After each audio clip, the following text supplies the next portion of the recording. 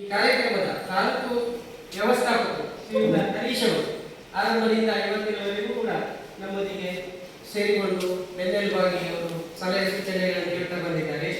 ಹಾಗೆ ಅವರೊಂದಿಗೆ ಸವಿತಾ ಹಾಗೂ ಸುನೀತಾ ಗ್ರಾಮ ಸಂಪನ್ಮೂಲ ವ್ಯಕ್ತಿ ಸಾಮಾಜಿಕ ಪರಿಶೋಧನಾ ಘಟಕ ಇವರು ಕೂಡ ಬಹಳ ಜಾಗ್ರತೆಯಿಂದ 4 ದಿನದಿಂದ ಹಗಲ 9 ಗಂಟೆಯಿಂದ ಸಂಜೆ 4 ಗಂಟೆಯವರೆಗೂ ಇದ್ದುಕೊಂಡು ಈ ಕೆಲಸದಲ್ಲಿ ನಮ್ಮನ್ನು ತೊಡಗಿಸಿಕೊಂಡಿದ್ದಾರೆ.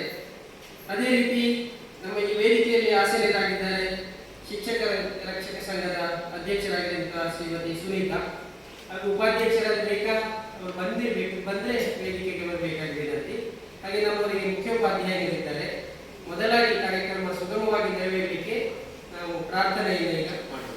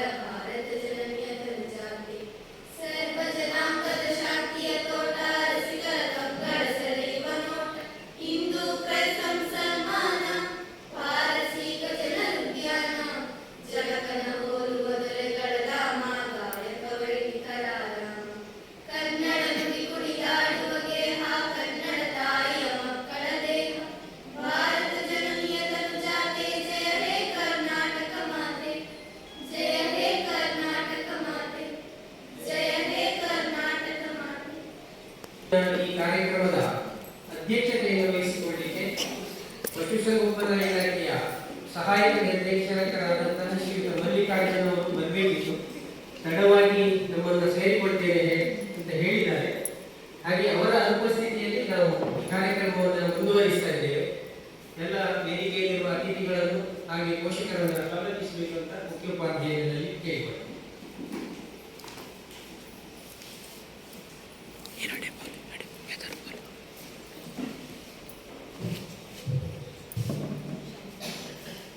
ವೇದಿಕೆಯ ಮೇಲಿರುವ ಗಣ್ಯರಿಗೆ ಹಾಗೂ ಮುಂಭಾಗದಲ್ಲಿರುವವರೆಲ್ಲರಿಗೂ ಶುಭ ಮುಂಜಾನೆ.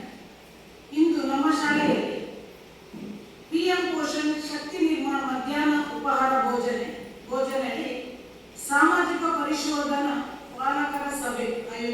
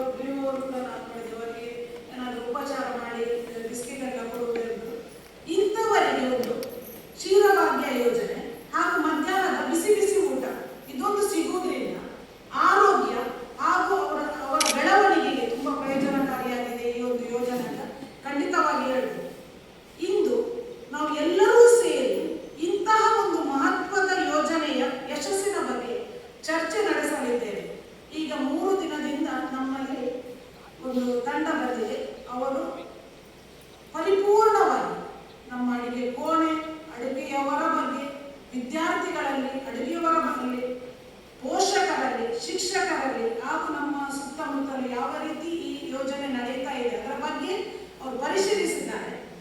ಆ ವರದಿಯಲ್ಲಿ ಇವತ್ತು ಅವರು ನಮ್ಮ ಮುಂದೆ ಮಂಡಿಸಲಿದ್ದಾರೆ. ಅದರ ನಂತರ ನಾವು ಅದರ ಬಗ್ಗೆ ಚರ್ಚೆ ಮಾಡಲಿದ್ದೇವೆ. ಈ ಯೋಜನೆಯ ಫಲಿತಾಂಶವನ್ನು ವಿಶ್ಲೇಷಿಸಿ ಇನ್ನಷ್ಟು ಪರಿಣಾಮಕಾರಿಯಾಗಿ ಈ ಯೋಜನೆಯನ್ನು ಯಾವ ರೀತಿಯಲ್ಲಿ ಹಮ್ಮಿಕೊಳ್ಳುವುದು ಇದರ ಬಗ್ಗೆ ಮತ್ತೆ ನಾವು ಚರ್ಚೆ ಮಾಡಲಿದ್ದೇವೆ. ಈ ಕಾರ್ಯಕ್ರಮದ ಅಧ್ಯಕ್ಷರಾಗಿ ಶ್ರೀ ಮಲ್ಲಿಕಾರ್ಜುನ್, ಸಹಾಯಕ ನಿರ್ದೇಶಕರು, ಪಶುಸಂಗೋಪನಾ ಇಲಾಖೆ ಮೂಡಬಿದ್ರಿ, ಇವರು ವಹಿಸಲಿರುವವರು ಕೆಲವೇ ಕ್ಷಣದಲ್ಲಿ ಅವರು ಬಂದು ನಮ್ಮೊಂದಿಗೆ ಸೇರುವವರಿದ್ದಾರೆ. ಅವರ ಅನುಪಸ್ಥಿತಿಯಲ್ಲಿ ಅವರಿಗೆ ನಾನು ಆರ್ಥಿಕವಾಗಿ ಸ್ವಾಗತವನ್ನು ಬಯಸಿದ್ದೇನೆ. ಈ ಸಭೆಯಲ್ಲಿ ನಮ್ಮ ಶಾಲಾ ಸಂಚಾಲಕರಾದ ಶ್ರೀಯುತ ರಾಮನಾಥ್ ಭಟ್ ಇವರಿದ್ದಾರೆ.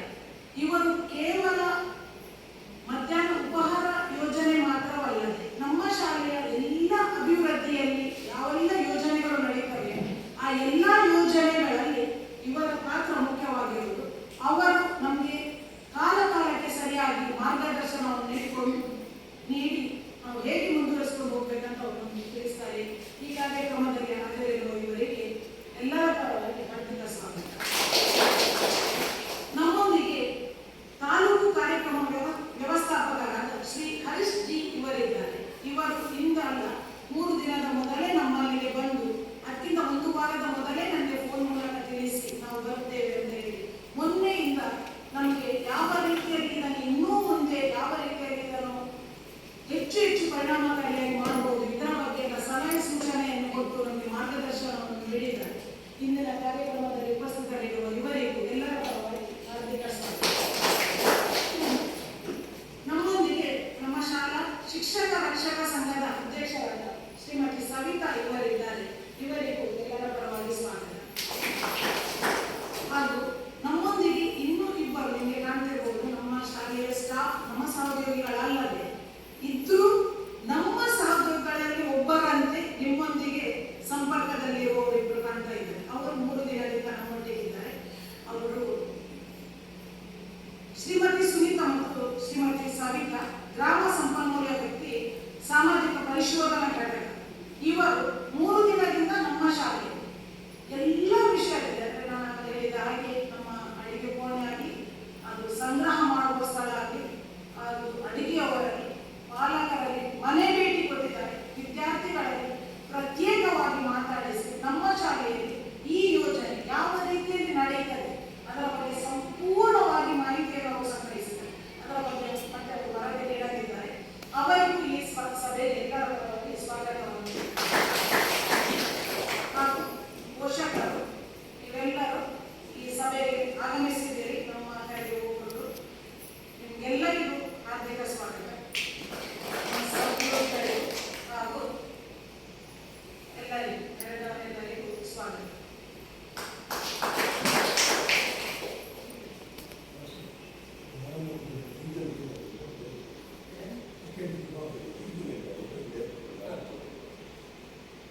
ಈ 2ನೇ ಸಾಲಿನಲ್ಲಿ 5 ಜನ ಇದ್ದೀರಿ. ಜಾಗ ಇರುತ್ತೆ ಬೇಕಾದಷ್ಟು. ಸ್ವಲ್ಪ ಈಚೆ ಬನ್ನಿ, ಸಭೆ ತುಂಬಿದ ಹಾಗೆ ಕಾಣುತ್ತೆ. ಈ ಒಂದು ಸಭೆಯ ಸಭಾಧ್ಯಕ್ಷತೆಯನ್ನು ಇನ್ನೇನು ನಮ್ಮ ಜೊತೆ ಕೂತ್ಕೊಳ್ಳಲಿದ್ದಾರೆ. ಸೊ ಪಶುಸಂಗೋಪನಾ ಇಲಾಖೆಯ ಸಹಾಯಕ ನಿರ್ದೇಶಕರೇ, ಸೊ ಅದೇ ರೀತಿ ಪೂಜ್ಯರು ಹಾಗೂ ಹಿರಿಯರಾದಂತಹ ಇಲ್ಲ ಸಂಚಾಲಕರು ಶ್ರೀ ರಾಮನಾಥ್ ಭಟ್ ಅವರೇ, ಸೊ ಅದೇ ರೀತಿ ಈ ಒಂದು ಶಾಲೆಯ ಮುಖ್ಯ ಶಿಕ್ಷಕಿಯವರೇ, ಸೊ ಅದೇ ರೀತಿ ಎಲ್ಲ ಸಹ ಶಿಕ್ಷಕಿಯರೇ, ಅದೇ ರೀತಿ ತಾಯಂದಿರ ಸಮಿತಿಯ ಅಧ್ಯಕ್ಷರೇ ಮತ್ತು ಇಲ್ಲಿ ನೆರೆದಿರತಕ್ಕಂತಹ ಎಲ್ಲ ಮಕ್ಕಳ ಪೋಷಕರೇ.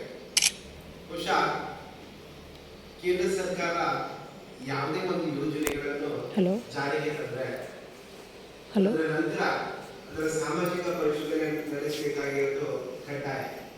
ಸೊ ಅದು ನಿಯಮ ಇದೆ.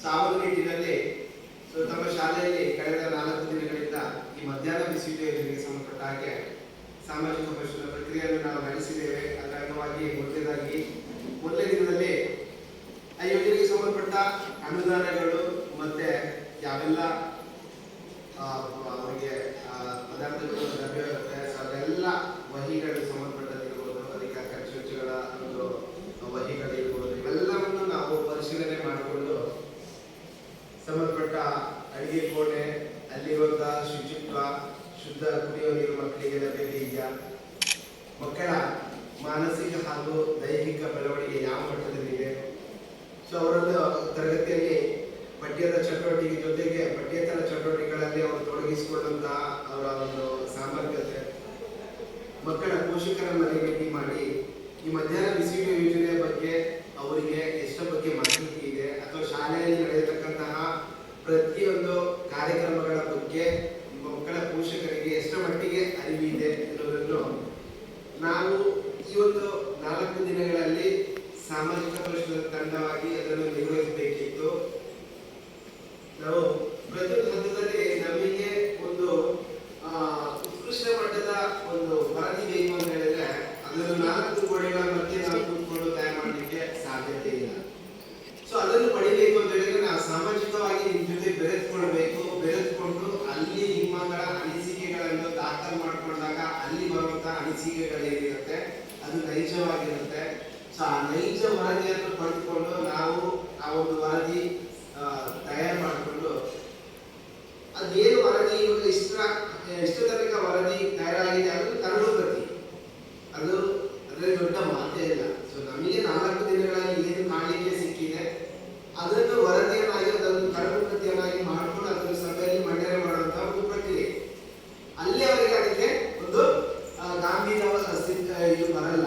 ಸೊ ಇಲ್ಲಿ ಅದನ್ನು ನಿಮ್ಮ ಮುಂದೆ ಮಂಡನೆ ಮಾಡಿದ ನಂತರ ಆ ವಿಚಾರದ ಬಗ್ಗೆ, ಆ ವರದಿ ಬಗ್ಗೆ, ಆ ಸತ್ಯಾಸತ್ಯತೆಗಳ ಬಗ್ಗೆ ನಿಮಗೆ ಚರ್ಚೆಗೆ ಅವಕಾಶ ಕಲ್ಪಿಸಿಕೊಟ್ಟು ಅದರಲ್ಲಿ ಏನಾದರೂ ಬದಲಾವಣೆಗಳಿದ್ರೆ ಅದನ್ನು ನೀವು ಮುಕ್ತವಾಗಿ ಹೇಳುವಂತ ಒಂದು ಧೈರ್ಯವನ್ನು ತೋರಿಸಬೇಕು. ಆ ವರದಿಗಳು ನೀವು ಏನು ಬದಲಾವಣೆಗಳಿದ್ದಲ್ಲಿ ಬದಲಾವಣೆಗೆ ಸೂಚಿಸಿ ಅಥವಾ ಈ ವರದಿಗಳು ಸರಿಯಾಗಿದೆ ಮುಂದೆ ಈ ರೀತಿ ಮಾಡ್ಕೊಳ್ಳಿಕ್ಕೆ ಅವಕಾಶ ಇದೆ ಒಂದು ಸಲಹೆ ಸೂಚನೆಗಳನ್ನು ಕೊಟ್ಟರು ಅದಕ್ಕೂ ಕೂಡ ಮುಕ್ತವಾದ ನಾವೊಂದು ಸ್ವಾಗತವನ್ನು ಕೊಡ್ತೇವೆ. ಯಾಕಂತ ಹೇಳಿದ್ರೆ ಅಷ್ಟರ ಮಟ್ಟಿಗೆ ಈ ಒಂದು ವೇದಿಕೆಯನ್ನು ನಿಮಗೆ ಬಳಸಿಕೊಳ್ಳಿಕ್ಕೆ ಅವಕಾಶ ಇರುವಂಥದ್ದು. ಸೊ ಆದ ಕಾರಣ ಅಂತಿಮವಾಗಿ ನಿಮ್ಮೆಲ್ಲರ ಅನುಮೋದನೆ ಸಿಕ್ಕ ನಂತರ ಮಾತ್ರ ಆ ವರದಿಗೆ ಒಂದು ಪರಿಪೂರ್ಣ ವರದಿ ಅಂತ ನಾವು ಕರೆಸ್ಕೊಳ್ಳುವಂಥದ್ದು. ಅದು ಮತ್ತೆ ಮುಂದಕ್ಕೆ ಸರ್ಕಾರದ ಹಂತಕ್ಕೆ ಹೋಗುವಂಥದ್ದು. ಮತ್ತೆ ಅಲ್ಲಿ ಏನಾದರೂ ಬದಲಾವಣೆಗಳಿಗೆ ಸಾಧ್ಯತೆಗಳಿದ್ರೆ ಮತ್ತೆ ಅದು ಪರಿಣಾಮಕಾರಿಯಾಗಿ ಬದಲಾವಣೆಯಾಗಿ ಮತ್ತೆ ಜಾರಿಗೆ ಬರುವಂಥದ್ದು ಒಂದು ಇದು ಇವಿಷ್ಟು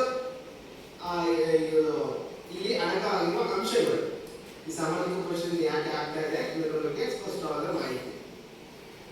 ಇನ್ನು ಮಧ್ಯಾಹ್ನದ ಬಿಸಿಯೂಟ ಯೋಜನೆಗೆ ಸಂಬಂಧಪಟ್ಟ ಹಾಗೆ ನಿಮಗೆ ಹೇಳಬೇಕು ಅಂತ ಹೇಳಿದ್ರೆ ಈ ಮಧ್ಯಾಹ್ನದ ಬಿಸಿಯೂಟ ಯೋಜನೆ ಯಾವ ಉದ್ದೇಶಕ್ಕಾಗಿ ಜಾರಿಗೆ ತಂದಿದ್ದಾರೆ ಮತ್ತು ಹೇಗೆ ವಿಚಾರದ ಬಗ್ಗೆ ನಾವು ತಿಳ್ಕೊಳ್ಬೇಕು ಅಂತ ಹೇಳಿದ್ರೆ ಸೊ ಶಾಲೆಯಲ್ಲಿ ಮಕ್ಕಳ ಹಾಜರಾತಿ ಮತ್ತು ದಾಖಲಾತಿಯನ್ನು ಹೆಚ್ಚಿಸಿಕೊಳ್ಬೇಕು ಅಂತ ಹೇಳಿದ್ರೆ ಇದು ಒಂದು ಪೂರಕವಾದ ಒಂದು ಅಂಶ ಆಗಿದೆ ಈ ಯೋಜನೆ. ಸೊ ನಿಮಗೆಲ್ಲ ಗೊತ್ತಿದೆ ಗ್ರಾಮೀಣ ಭಾಗದಲ್ಲಿ ನಮ್ದು ಈ ಒಂದು ನಗರಕ್ಕೆ ಮತ್ತು ಗ್ರಾಮೀಣ ಭಾಗ ಸೊ ಎರಡನ್ನೂ ಕೂಡಿಕೊಂಡಿರುವಂತಹ ಒಂದು ಪ್ರದೇಶ. ಸೊ ಇಲ್ಲಿ ಹೆಚ್ಚಿನ ಸಮಸ್ಯೆಗಳಿರುತ್ತೆ. ಅತ್ತ ನಗರ ಪ್ರದೇಶದಂತೆ ಗ್ರಾಮೀಣ ಭಾಗವಲ್ಲ. ಸೊ ಇಲ್ಲಿ ಮಿಕ್ಸ್ಡ್ ರಿಯಾಕ್ಷನ್ ಅಂದ್ರೆ ಏನು ನಮಗೆ ಒಂದು ಬೇರೆ ತರ ಅಂದ್ರೆ ಗ್ರಾಮೀಣ ಭಾಗದ ಒಂದು ನೈಜ ಸಮಸ್ಯೆ ಅಲ್ಲಿ ಗೊತ್ತಾಗುತ್ತೆ. ಸೊ ನಗರ ಭಾಗದಲ್ಲಿ ನಗರದ್ದು ಇದು ಅರ್ಥವೂ ಇಲ್ಲ ಇದೂ ಇಲ್ಲ. ಆಗ ಒಂದು ಇವಾಗ ಸನ್ನಿವೇಶದಲ್ಲಿ ಈ ಸಮಸ್ಯೆಗಳು ಜಾಸ್ತಿ ಇರುತ್ತೆ. ಸೊ ಹಾಗಾಗಿ ಸೊ ಮಕ್ಕಳನ್ನು ಆ ಶಾಲೆಗೆ ದಾಖಲಾತಿ ಮಾಡಿಕೊಳ್ಳೋದಕ್ಕೆ ಒಂದು ದೊಡ್ಡ ಹರಸಾಹಸ. ಸೊ ಇಲ್ಲಿ ನಾವು ಈ ಒಂದು ನೈಜವಾದ ಚಿತ್ರಗಳನ್ನು ಕೂಡ ನಮ್ಮ ಮುಖ್ಯ ಶಿಕ್ಷಕರು ನಮಗೆ ಹೇಳಿದ್ರು ಈ ತರ ಇರುವಂತಹ ವಿಚಾರ ಅಂತ. ಸೊ ತುಂಬಾನೇ ಕಷ್ಟ ಇದೆ ಮಕ್ಕಳನ್ನು ಶಾಲೆಗೆ ದಾಖಲಾತಿ ಮಾಡ್ಕೊಳ್ಳುವಂಥದ್ದು. ಸೊ ಈ ಒಂದು ಮಧ್ಯಾಹ್ನದ ಬಿಸಿಯೂಟ ಯೋಜನೆ ಅದಕ್ಕೆ ಪೂರಕವಾಗಿ ಸೊ ಮಕ್ಕಳಲ್ಲಿ ಸೆಳೆಯುವಂತ ಒಂದು ಒಳ್ಳೆಯ ಅಂಶ ವಿಚಾರ ಆಗಿರುವಂಥದ್ದು. ಎರಡನೇದು ಮಕ್ಕಳು ಯಾವುದೇ ಕಾರಣಕ್ಕೆ ಮಧ್ಯದಲ್ಲಿ ಶಾಲೆಯನ್ನು ಬಿಟ್ಟು ಹೋಗಬಾರದು. ಸೊ ಅವರು ಶಾಲೆಯಲ್ಲಿ ನಿರಂತರವಾಗಿ ಹಾಜರಾತಿ ಇರಬೇಕು. ಯಾವುದೇ ಕಾರಣಕ್ಕೆ ಮಕ್ಕಳು ಬೇರೆ ಬೇರೆ ಕಾರಣ ಕೊಟ್ಟು ತೆರಳುವಂತಹ ಸನ್ನಿವೇಶ ನಿರ್ಮಾಣ ಆಗಬಾರದು ಅನ್ನೋ ನಿಟ್ಟಿನಲ್ಲಿ ಕೂಡ ಒಂದು ಯೋಜನೆ ಪೂರಕವಾಗಿದೆ. ಶಾಲೆಯಲ್ಲಿ ಮಕ್ಕಳಿಗೆ ಕೊಡುವಂತಹ ಏನು ಬಿಸಿಯೂಟ ಇರ್ಬೋದು ಅಥವಾ ಈಗ ಹೊಟ್ಟೆ ಕೊಡ್ತಾ ಇದ್ದಾರೆ ಅದೆಲ್ಲ ಕೊಡುವ ಉದ್ದೇಶ ಮಕ್ಕಳಿಗೆ ಪೌಷ್ಟಿಕಾಂಶಯುಕ್ತ ಒಂದು ಒಳ್ಳೆಯ ಆಹಾರ ಸಿಗಬೇಕು. ಆ ಮೂಲಕ ಮಕ್ಕಳು ಅವರ ದೈಹಿಕ ಬೆಳವಣಿಗೆ ಮತ್ತು ಮಾನಸಿಕ ಬೆಳವಣಿಗೆ ಕೂಡ ಅವರು ಒಂದು ಸದೃಢವಾಗಿ ಬೆಳೆಯಬೇಕು ಅನ್ನೋ ನಿಟ್ಟಿನಲ್ಲಿ ಒಂದು ಬಿಸಿಯೂಟ ಯೋಜನೆ ಯೋಜನೆಯನ್ನು ಪ್ರಾರಂಭ ಮಾಡಿರುವಂಥದ್ದು. ಆದ್ರೆ ಜೊತೆಗೆ ಮಕ್ಕಳು ಯಾವಾಗಲೂ ಆರೋಗ್ಯವಂತರಾಗಿ ಅವರು ಮಾನಸಿಕ ಸ್ವಸ್ಥರಾಗಿ ದೈಹಿಕತೆಯನ್ನು ಹೊಂದ್ಕೊಂಡಿದ್ದಾಗ ಅವರ ಒಂದು ಕಲಿಕೆಯ ಸಾಮರ್ಥ್ಯ ಅದು ನಿಜವಾಗ್ಲೂ ಹೆಚ್ಚುತ್ತೆ. ಯಾಕಂದ್ರೆ ಎಲ್ಲ ಒಂದು ಮಿಶ್ರಣ ಒಂದು ಕಲಿಕೆಯಲ್ಲಿ ಅದು ಫಲಿತಾಂಶದ ನಮಗೆ ಸೂಚಿಸುತ್ತೆ. ಆ ಒಂದು ಕಾರಣಕ್ಕಾಗಿ ಕೂಡ ಒಂದು ಬಿಸಿಯೂಟ ಯೋಜನೆ ಪೂರಕವಾಗಿರುವಂಥದ್ದು. ಸಾಮಾಜಿಕ ಸಮಾನತೆಯನ್ನು ಕಾಯ್ದುಕೊಳ್ಳುವಂಥದ್ದು. ಇಲ್ಲಿ ಯಾವ ರೀತಿ ಸಾಮಾಜಿಕ ಸಮಾನತೆ ಹೇಳಿದ್ರೆ ಯಾವುದೇ ರೀತಿಯ ಒಂದು ಜಾತಿ ಭೇದ ಬರಲ್ಲ. ಲಿಂಗ ತಾರತಮ್ಯ ಇರ್ಬೋದು ಅಥವಾ ಜಾತಿ ಭೇದ ಇರ್ಬೋದು, ಇದು ಯಾವುದೂ ಬರಲ್ಲ, ಅಡ್ಡಿ ಬರಲ್ಲ. ಶಾಲೆಗೆ ಒಬ್ಬ ವಿದ್ಯಾರ್ಥಿ ದಾಖಲೆ ಆಯ್ತು ಅಂತ ಹೇಳಿದ್ರೆ ಅವನು ಎಲ್ಲರಿಗೂ ಒಟ್ಟಿಗೆ ಸಮಾನವಾಗಿ ಸರಿ ಸಮಾನವಾಗಿ ಎಲ್ಲರೂ ಕುಳಿತುಕೊಂಡು ಸಹಪಂಕ್ತಿಯಲ್ಲಿ ಭೋಜನವನ್ನು ಸ್ವೀಕರಿಸುವಂಥದ್ದು ಕೂಡ ಶಾಲೆಯಲ್ಲಿ ನಾವು ಗಮನಿಸಬೇಕಾದಂತಹ ವಿಚಾರ. ಇಲ್ಲಿ ಯಾವುದೇ ರೀತಿಯ ಎಲ್ಲರೂ ಸಮಾನರು, ಯಾರಿಗೆ ಬೇರೆಲ್ಲ ಕೀಳಲ್ಲ. ಸೊ ಆ ಮೂಲಕ ಒಂದು ಅವರಲ್ಲಿ ಒಂದು ರಾಷ್ಟ್ರೀಯ ಭಾವೈಕ್ಯತೆಯನ್ನು ಉಳ್ಕೊಂಡು ಅವರ ಒಂದು ಮನೋಭಾವನೆಯನ್ನು ವೃದ್ಧಿಪಡಿಸಲಿಕ್ಕೆ ಕೂಡ ಈ ಒಂದು ಮಧ್ಯಾಹ್ನ ಬಿಸಿಯೂಟ ಯೋಜನೆ ಪೂರಕವಾಗಿ ಕೆಲಸ ನಿರ್ವಹಿಸುತ್ತಿರುವಂಥದ್ದು. ಸೊ ಆದ್ರಿಂದ ಎಲ್ಲ ಉದ್ದೇಶಗಳನ್ನು ಇಟ್ಕೊಂಡು ಮಧ್ಯಾಹ್ನದ ಬಿಸಿಯೂಟ ಯೋಜನೆಯನ್ನು ಜಾರಿಗೆ ತಂದಿರುವಂಥದ್ದು. ಈ ಯೋಜನೆ 2003ರಲ್ಲಿ ಈ ಹಿಂದೆ ಚಾಲನೆಯಲ್ಲಿ ಇತ್ತು. ಅವಾಗ ಏನಾಗ್ತಿತ್ತು ಅಂತ ಹೇಳಿದ್ರೆ ಮಕ್ಕಳಿಗೆ ತಿಂಗಳಿಗೆ ಸಂಬಂಧಪಟ್ಟ ಹಾಗೆ 3 kg ಅಕ್ಕಿಯನ್ನು ಕೊಡ್ತಾ ಇದ್ರು.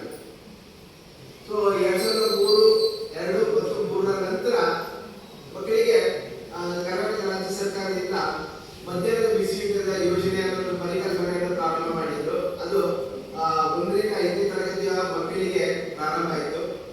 ಎಲ್ಲಿ ಪ್ರಾರಂಭ ಆಯಿತು ಅಂತ ಹೇಳಿದ್ರೆ ನಮ್ಮ ಏನು ಬಹಳ ಹಿಂದುಳಿದಿರುವಂತಹ ಈಶಾನ್ಯ ರಾಜ್ಯಗಳು, ಅಲ್ಲಿನ 7 ರಾಜ್ಯಗಳಲ್ಲಿ ಮೊದಲನೇದಾಗಿ ಪ್ರಾರಂಭ ಆಗುತ್ತೆ.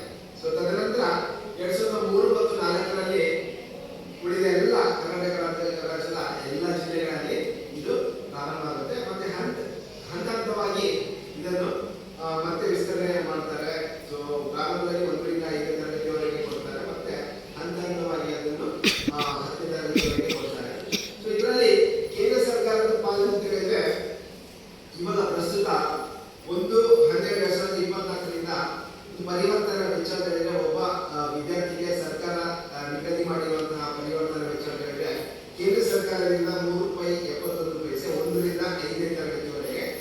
ಸೊ ರಾಜ್ಯ ಸರ್ಕಾರ ₹2.48, ಒಟ್ಟು ₹6.19 ದಿನವೊಂದಕ್ಕೆ ಅವರಿಗೆ ಪರಿವರ್ತನಾ ವೆಚ್ಚವಾಗಿ ನೀಡಬೇಕು ಅನ್ನೋ ಒಂದು ಲೆಕ್ಕಾಚಾರದಲ್ಲಿ ನಿಗದಿ ಮಾಡಿರುವಂಥದ್ದು.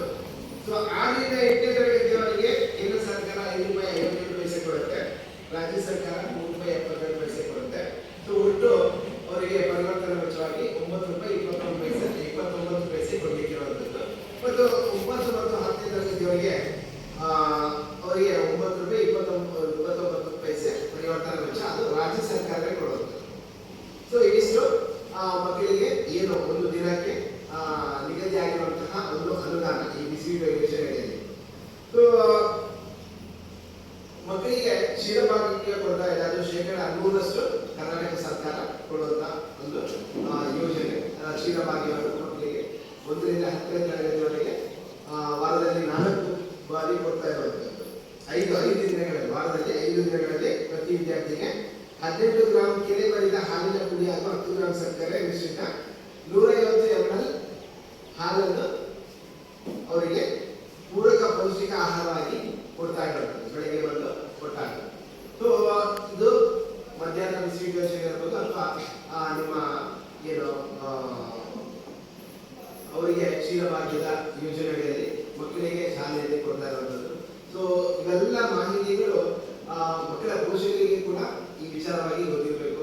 ಸೊ ಶಾಲೆಯಲ್ಲಿ ಒಬ್ಬ ವಿದ್ಯಾರ್ಥಿಗೆ ಅಕ್ಕಿಯ ಪ್ರಮಾಣ ಅಂತ ಹೇಳಿದ್ರೆ 1ರಿಂದ 5ನೇ ತರಗತಿವರೆಗೆ 100 ಗ್ರಾಮು, 6ರಿಂದ 8ನೇ ತರಗತಿವರೆಗೆ 150 ಗ್ರಾಮು, 10ನೇ ತರಗತಿ 9ರಿಂದ 10ರವರೆಗೆ 150 ಗ್ರಾಮು.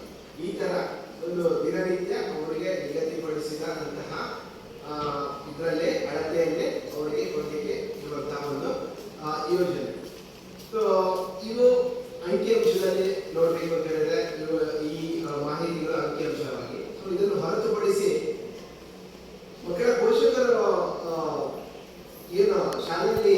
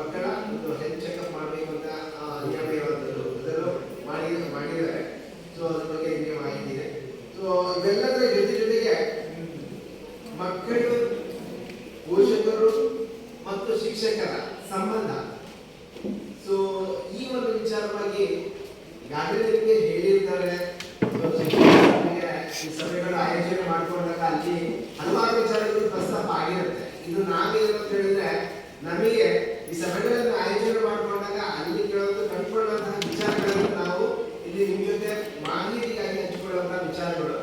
ಸೊ ಇಲ್ಲಿ ಏನಾಗುತ್ತೆ ಅಂತ ಹೇಳಿದ್ರೆ ಮಕ್ಕಳ ಪೋಷಕರು ನಿಮ್ಗೆ ಗೊತ್ತಿದೆ, ನಮಗೆ ಗ್ರಾಮೀಣ ಭಾಗದಲ್ಲಿ ಅಥವಾ ಇಲ್ಲಿ ಇರುವಂತಹ ಪರಿಸ್ಥಿತಿಯಲ್ಲಿ ದೈನಂದಿನ ನಮ್ಮ ಆರ್ಥಿಕ ಪರಿಸ್ಥಿತಿಯನ್ನು ನಿರ್ವಹಿಸಿಕೊಂಡು ನಮಗೆ ಮಕ್ಕಳ ಒಂದು ವಿದ್ಯಾಭ್ಯಾಸವನ್ನು ಕೊಡಬೇಕಾಗಿರೋದು ಕೂಡ ನಮ್ಮ ಕರ್ತವ್ಯ ಇರುತ್ತೆ. ಸೊ ಏನಂತ ಹೇಳಿದ್ರೆ ನಾವು ಶಾಲೆಗಳಿಗೆ ಇದು ಕೂಡ ಅನುದಾನಿತ ಶಾಲೆ ಇದು, ಬೇರೆ ಯಾವುದೇ ರೀತಿಯ ಸೌಲಭ್ಯಗಳು ಇಲ್ಲ. ಆದ್ರೂ ಕೂಡ ಸರ್ಕಾರಿ ಶಾಲೆಗೆ ಸಂಬಂಧಪಟ್ಟ ಹಾಗೆ ಇಲ್ಲಿ ಎಲ್ಲವೂ ನಡೀತಾ ಇದೆ ಅನ್ನೋ ಒಂದು ಮಾಹಿತಿ ಕೂಡ ನಮಗೆ ಗೊತ್ತಾಯ್ತು. ಸೊ ಅದರ ಪ್ರಕಾರ ಇದೇನು ಮಕ್ಕಳನ್ನು ಶಾಲೆಗೆ ಸೇರಿಸ್ತೀರಿ, ಆ ಮಕ್ಕಳನ್ನು ಶಾಲೆಗೆ ಸೇರಿಸಿದ್ರೆ ನಿಮ್ಮ ಜವಾಬ್ದಾರಿ ಮುಗಿಯಲ್ಲ. ಸೊ ಆ ಮಕ್ಕಳ ಏನು ಆಗು ಹೋಗುಗಳ ಬಗ್ಗೆ ನಿಮಗೆ ನಿರಂತರವಾದ ಒಂದು ಇರಬೇಕು. ಆವಾಗ ಮಾತ್ರ ಅಲ್ಲಿ ಒಂದು ಒಳ್ಳೆಯ ಬೆಳವಣಿಗೆ ಆಗಲಿಕ್ಕೆ ಸಾಧ್ಯತೆಗಳು ಜಾಸ್ತಿ ಇರುತ್ತೆ. ಯಾಕಂದ್ರೆ ಮಕ್ಕಳಲ್ಲಿ ಏನೆಲ್ಲ ಬದಲಾವಣೆಗಳು ಆಗ್ತಾ ಇದೆ, ಮಕ್ಕಳು ಯಾಕೆ ಈ ತರ ಹಿಮ್ಮುಖವಾಗಿ ವರ್ತಿಸ್ತಾ ಇದ್ದಾರೆ, ಸೊ ಈ ವಿಚಾರಗಳನ್ನು ನೀವು ತಿಳ್ಕೊಂಡು ಸಂಬಂಧಪಟ್ಟ ಶಿಕ್ಷಕರಲ್ಲಿ ಅದನ್ನು ಗಮನಕ್ಕೆ ತಂದಾಗ ಅವರಿಗೂ ಅದರ ಬಗ್ಗೆ ಒಂದು ಕಾರ್ಯನಿರ್ವಹಿಸಲಿಕ್ಕೆ ಅನುಕೂಲ ಆಗುತ್ತೆ. ಮತ್ತೆ ಇಂದಿನ ಒಂದು ಸ್ಪರ್ಧಾತ್ಮಕ ಯುಗದಲ್ಲಿ ಈಗಾಗಲೇ ನಮಗೆ ಎಲ್ಲವೂ ನಮಗೆ ಬಹಳಷ್ಟು ಹತ್ತಿರದಿಂದಲೇ ಸಿಗ್ತಾ ಇದೆ, ಸೋಷಿಯಲ್ ಮೀಡಿಯಾ ಇರ್ಬೋದು ಎಲ್ಲವೂ.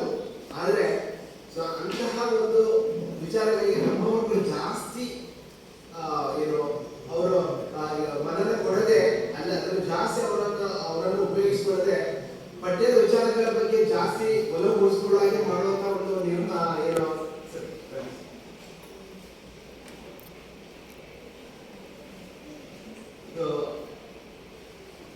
ಒಂದು ವಿಚಾರವನ್ನು ಕೂಡ ನಾವು ಅದಕ್ಕೆ ಕೂಡ ಹೆಚ್ಚಿನ ಮಟ್ಟದಲ್ಲಿ ಒಚ್ಚಿಕೊಳ್ಬೇಕಿರುತ್ತೆ. ಸೊ ಇದೆಲ್ಲವೂ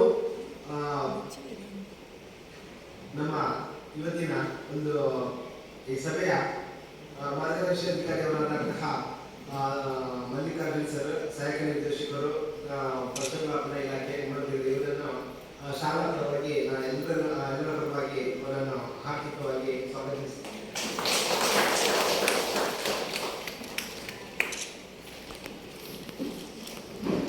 ಈ ತರ ಆ ಮಕ್ಕಳ ಏನೇ ಬೆಳವಣಿಗೆ ಇದ್ದಾಗ ಕೂಡ ಅದನ್ನು ಗುರುತಿಸಿಕೊಂಡು ನೀವು ಇಮಿಡಿಯೇಟ್ ಆಗಿ ಮಕ್ಕಳನ್ನ ಅವರ ಪಾಡಿಗೆ ಬಿಡದೆ ಆ ಶಾಲೆಯಲ್ಲಿ ಸಂಬಂಧಪಟ್ಟ ಶಿಕ್ಷಕರಿಗೆ ತಿಳಿಸಿದಾಗ ಸೊ ಅಲ್ಲಿ ನಿಮ್ಮ ಮಕ್ಕಳ ನಿಮ್ಮ ಒಂದು ಶಿಕ್ಷಕರ ಬಾಂಧವ್ಯ ಏನಿರುತ್ತೆ ಅದು ಬಹಳ ಗಟ್ಟಿಯಾಗಿದ್ರೆ ಆ ಒಂದು ಗಟ್ಟಿತನದ ವಿಚಾರ ಏನಿದೆ ಅದು ನಮಗೆ ಮಕ್ಕಳ ಫಲಿತಾಂಶದಲ್ಲಿ ಅದು ಕಂಡು ಬರುತ್ತೆ. ಸೊ ಈ ಒಂದು ಬೆಳವಣಿಗೆಗೆ ಎಲ್ಲ ಪೋಷಕರು ಒತ್ತು ಕೊಡಬೇಕು.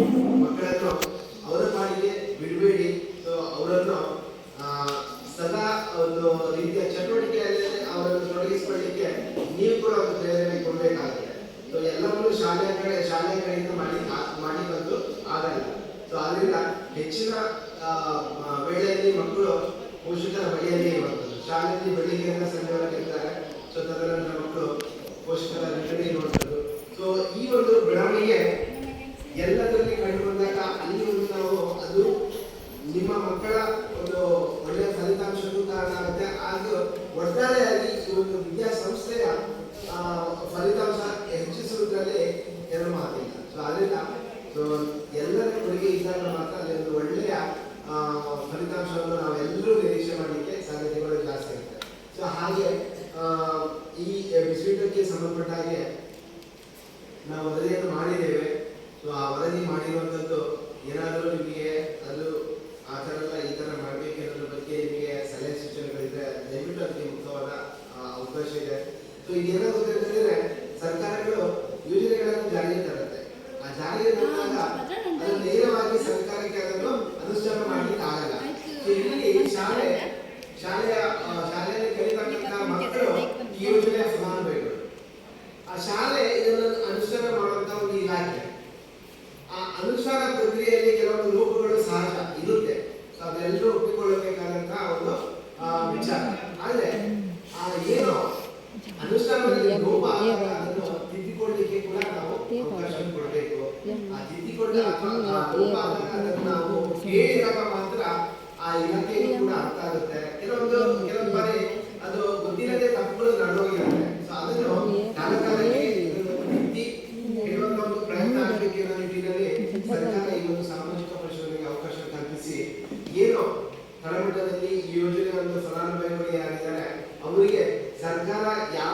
ಉದ್ದೇಶಕ್ಕಾಗಿ ಈ ಯೋಜನೆಯನ್ನು ಜಾರಿಗೆ ತಂದಿದೆಯೋ ಅದರ ಒಂದು ಪರಿಪೂರ್ಣ ಪ್ರಯೋಜನವನ್ನು ಮಕ್ಕಳು ಪಡಿತಾ ಇದ್ದಾರಾ?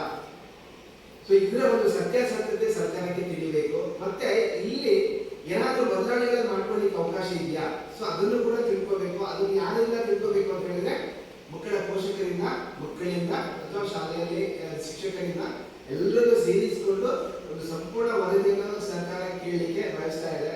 ಸೊ ಆದ ಕಾರಣ ನಮ್ಮನ್ನೆಲ್ಲರ ಗುರುತರವಾದ ಜವಾಬ್ದಾರಿ ಇರುವಂಥದ್ದು ಅದು ಮುಂದಿನ ಪೀಳಿಗೆಗೆ ಇನ್ನಷ್ಟು ಪರಿಣಾಮಕಾರಿಯಾಗಿ ಈ ಒಂದು ಯೋಜನೆ ತಲುಪಲಿಕ್ಕೆ ಸಹಾಯಕ. ಸೊ ಆ ನಿಟ್ಟಿನಲ್ಲಿ ನಾವು ಇವತ್ತು ಈ ಒಂದು ಯೋಜನೆಯನ್ನು ಅಥವಾ ಈ ಸಭೆಯನ್ನು ಪರಿಪೂರ್ಣವಾಗಿ ಬೆಳೆಸಿಕೊಳ್ಳಲಿಕ್ಕೆ ನಾವು ಈ ವೇದಿಕೆಯನ್ನು ಸೂಕ್ತ ರೀತಿಯಲ್ಲಿ ಬಳಕೆ ಮಾಡಿಕೊಳ್ಬೇಕು. ಮತ್ತೆ ಈ ಯೋಜನೆ ಬಗ್ಗೆ ನಿಮ್ಗೆ ಏನೇ ಮಾಹಿತಿಗಳು ಗೊತ್ತಿಲ್ಲ ಅಂತ ಹೇಳಿದ್ರೆ ದಯವಿಟ್ಟು ಅದನ್ನು ನಮ್ಮ ಜೊತೆ ಹಂಚ್ಕೊಳ್ಳಿ. ಅದರ ಬಗ್ಗೆ ಇನ್ನಷ್ಟು ಮಾಹಿತಿಗಳನ್ನು ಕೊಡಲಿಕ್ಕೆ ಸದಾ ಸಿದ್ಧರಿದ್ದೇವೆ.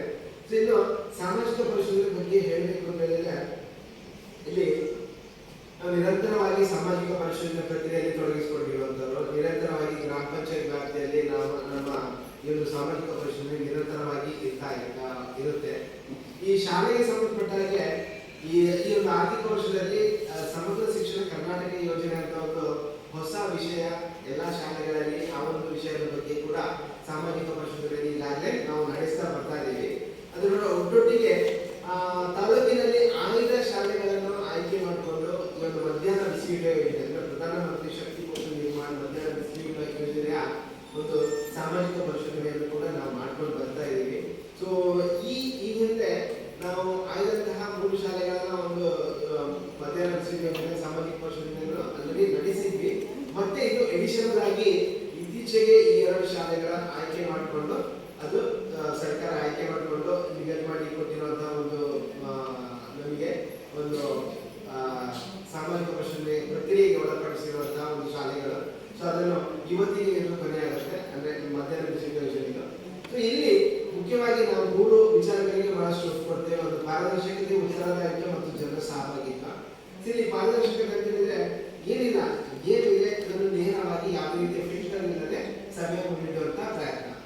ಸೊ ಅಲ್ಲಿ ತಪ್ಪುಗಳು ಇರ್ಬೋದು, ಪಾಸಿಟಿವ್ ಇರ್ಬೋದು, ನೆಗೆಟಿವ್ ಇರ್ಬೋದು, ಅದು ಯಾವುದನ್ನು ನೇರವಾಗಿ ಪೋಷಕರಿಗೆ ತಲುಪಿಸುವಂತಹ ಪ್ರಯತ್ನ. ಸೊ ಅದೆಲ್ಲ ಸಂಬಂಧಪಟ್ಟ ಇಲಾಖೆಗೆ ಇರ್ಬೋದು, ಸೊ ಅದನ್ನು ನೇರವಾಗಿ ತಲುಪಿಸುವಂತಹ ಪ್ರಯತ್ನ. ಸೊ ಇಲ್ಲಿ ಪಾರದರ್ಶಕತೆಗೆ ಗರಿಷ್ಠ ಒತ್ತು ಕೊಟ್ಟು ನಮ್ಮ ಎಲ್ಲ ಪ್ರಕ್ರಿಯೆಗಳನ್ನು ನಾವು ನಡೆಸ್ಕೊಂಡು ಬರ್ತಾ ಇದ್ದೀವಿ. ಸೊ ನಿಮ್ಗೆ ಗೊತ್ತಿರ್ಬೋದು, ಈ ಹಿಂದೆ ಒಂದು ಇತ್ತೀಚೆಗೆ ಒಂದು ಬಿಡುಗಡೆ ಆದಂತಹ ಒಂದು ವರದಿಯಲ್ಲಿ ಕರ್ನಾಟಕ ರಾಜ್ಯದಲ್ಲಿ ಸಾಮಾಜಿಕ ಪರಿಶೀಲನೆ ನಮ್ಮ 1 ಸ್ಥಾನದಲ್ಲಿದೆ. ಇದು ಎಲ್ಲ ರಾಜ್ಯಗಳಲ್ಲಿ ನಮಗೆ ಒಂದು ಸಿಕ್ಕಂತಹ ಗೌರವ. ಸೊ ಅಷ್ಟರ ಮಟ್ಟಿಗೆ ಸಾಮಾಜಿಕ ಪರಿಶೀಲನೆ ಒಳ್ಳೆ ರೀತಿಯಲ್ಲಿ ಸಾಗ್ತಾ ಇದೆ. ಇಲ್ಲಿ ನಾವೇನು ಪ್ರತಿಬಿಂಬ ಮಾಡ್ತಾ ಅಂದ್ರೆ ನಾವು ಏನೋ ಅದನ್ನು ಇದು ಮಾಡ್ತಾ ಇಲ್ಲ. ಸೊ ಸಾಮಾಜಿಕವಾಗಿ ನಿಮ್ ಜೊತೆ ಬೆರೆತುಕೊಂಡು ಎಲ್ಲ ಒಂದು ವರದಿಗಳನ್ನು ತಯಾರು ಮಾಡುವಂತ ಪ್ರಕ್ರಿಯೆಯಲ್ಲಿ ನಾವು ತೊಡಗಿಸಿಕೊಂಡಿರೋದ್ರಿಂದ ಅಲ್ಲಿ ಉನ್ನತ ಮಟ್ಟದ ವರದಿ ಸಿದ್ಧ ಆಗ್ತಾ ಇದೆ. ಸೊ ಅದಕ್ಕೆ ಎಲ್ಲ ಸಾರ್ವಜನಿಕರಿಂದ ಸಹಕಾರ ಸಿಗ್ತಾ ಇರೋದು ಅದು ಇವತ್ತು ಈ ರೀತಿ ವರದಿ ಆಗಿದೆ. ಸೊ ಅಷ್ಟು ಅದಕ್ಕೆ ಎಲ್ಲರ ಕೊಡುಗೆ ಇರುವಂಥದ್ದು. ಎರಡನೇದು ಉತ್ತರದಾಯಿತ್ವದ ಬಗ್ಗೆ. ಸೊ ಇಲ್ಲಿ ಶಾಲೆಯಲ್ಲಿ ಶಾಲಾ ಅವಧಿಯಲ್ಲಿ ಏನೇ ಸಮಸ್ಯೆಗಳಿದ್ರು ಕೂಡ ಊಟಕ್ಕೆ ಸಂಬಂಧಪಟ್ಟದಿರ್ಬೋದು ಅಥವಾ ಏನೇ ಶಾಲಾ ಅವಧಿಯಲ್ಲಿ ಅದಕ್ಕೆ ಯಾವುದೇ ಸಮಸ್ಯೆಗಳು ಸಂಭವಿಸಿದಾಗ ಅದಕ್ಕೆ ಉತ್ತರದಾಯಿತ್ವವನ್ನು ಹೊಂದಿರುವಂಥವರು ಶಾಲೆಯ ಮುಖ್ಯ ಶಿಕ್ಷಕರು. ನಿಮ್ಮ ಯಾವುದೇ ರೀತಿಯ ಸಮಸ್ಯೆಗಳನ್ನು ಅವರ ಹತ್ರ ಹೇಳಿಕೊಂಡು ಅದಕ್ಕೆ ನಿಮ್ಮ ಸಮಸ್ಯೆಗಳನ್ನು ಇತ್ಯರ್ಥಪಡಿಸಿಕೊಳ್ಳಿಕ್ಕೆ ಅವಕಾಶವನ್ನು ಕಲ್ಪಿಸಿಕೊಟ್ಟಿದ್ದಾರೆ. ಸೊ ಇನ್ನು 3ನೇದು ಉತ್ತರದಾಯಿತ್ವ ಅಂದ್ರೆ ಜನರ ಸಹಭಾಗಿತ್ವ ಅಂದ್ರೆ ನೀವುಗಳು. ಸೊ ನೀವತ್ತು ಸಭೆ ಆಯೋಜನೆ ಮಾಡಿದ್ದಾರೆ. ಸೊ ನೀವುಗಳು ಬಂದಿದ್ದೀರಾ, ಈ ಒಂದು ಸಭೆಯಲ್ಲಿ ಹಾಜರಿದ್ದೀರಾ. ನಿಮ್ಮ ಇರುವಿಕೆಯನ್ನು ನೀವು ವ್ಯಕ್ತಪಡಿಸಬೇಕು ಅಂತ ಹೇಳಿದ್ರೆ ಇಲ್ಲಿ ಆಗಿ ಹೋಗ್ತಕ್ಕಂತಹ ವಿಚಾರಗಳ ಬಗ್ಗೆ ನೀವು ತಿಳ್ಕೊಂಡು ಅದು ಏನಾಗಿದೆ, ಸೊ ಅದು ಕರೆಕ್ಟ್ ಇದೆಯಾ, ಸೊ ಈ ತರ ತಪ್ಪಾಗಿದೆ ಅಥವಾ ಈ ತರ ಮಾಡ್ಬೋದಿತ್ತು ಎಂಬ ಎಲ್ಲ ಸಲಹೆ ಸೂಚನೆಗಳನ್ನು ನೀವು ಮುಕ್ತವಾಗಿ ನಮ್ಮ ಜೊತೆ ಹಂಚಿಕೊಂಡಾಗ ಅದಕ್ಕೊಂದು ದೊಡ್ಡ ಮಟ್ಟದ ಒಂದು ಪ್ರತಿಫಲ ಸಿಗುತ್ತೆ. ಸೊ ನಿಮ್ಮಗಳ ಇರುವಿಕೆಯನ್ನು ನೀವು ತೋರ್ಪಡಿಸಿದಾಗ ಆ ಒಂದು ಸಭೆ ಇದೆಯಲ್ಲ ಅದು ದೊಡ್ಡ ಮಟ್ಟದಲ್ಲಿ ಯಶಸ್ಸು ಕಂಡುಕೊಳ್ಳಲಿಕ್ಕೆ ಸಾಧ್ಯತೆ ಜಾಸ್ತಿ ಇದೆ. ಸೊ ಆದ್ರಿಂದ ನಿಮ್ಮ ಇರುವಿಕೆಯನ್ನು ನೀವು ಈ ಸಭೆ ಅಂತಲ್ಲ ಯಾವುದೇ ಸಭೆಗಳಾದ್ರೂ ಕೂಡ ಆ ಸಭೆಗಳಲ್ಲಿ ನಿಮ್ಮ ಇರುವಿಕೆಯನ್ನು ನೀವು ವ್ಯಕ್ತಪಡಿಸಿದಾಗ ಅಲ್ಲಿ ನಿಮ್ಮತನವನ್ನು ನೀವು ಕಾಯ್ಕೊಂಡಾಗ ಆಗುತ್ತೆ. ಸೊ ಅಲ್ಲಿ ಆ ಒಂದು ಯಾವುದೇ ಸಭೆ ಇರ್ಬೋದು, ಸಮಾರಂಭ ಇರ್ಬೋದು, ಸೊ ಅದರಲ್ಲಿ ನಾವು ಅಲ್ಲಿ ಆ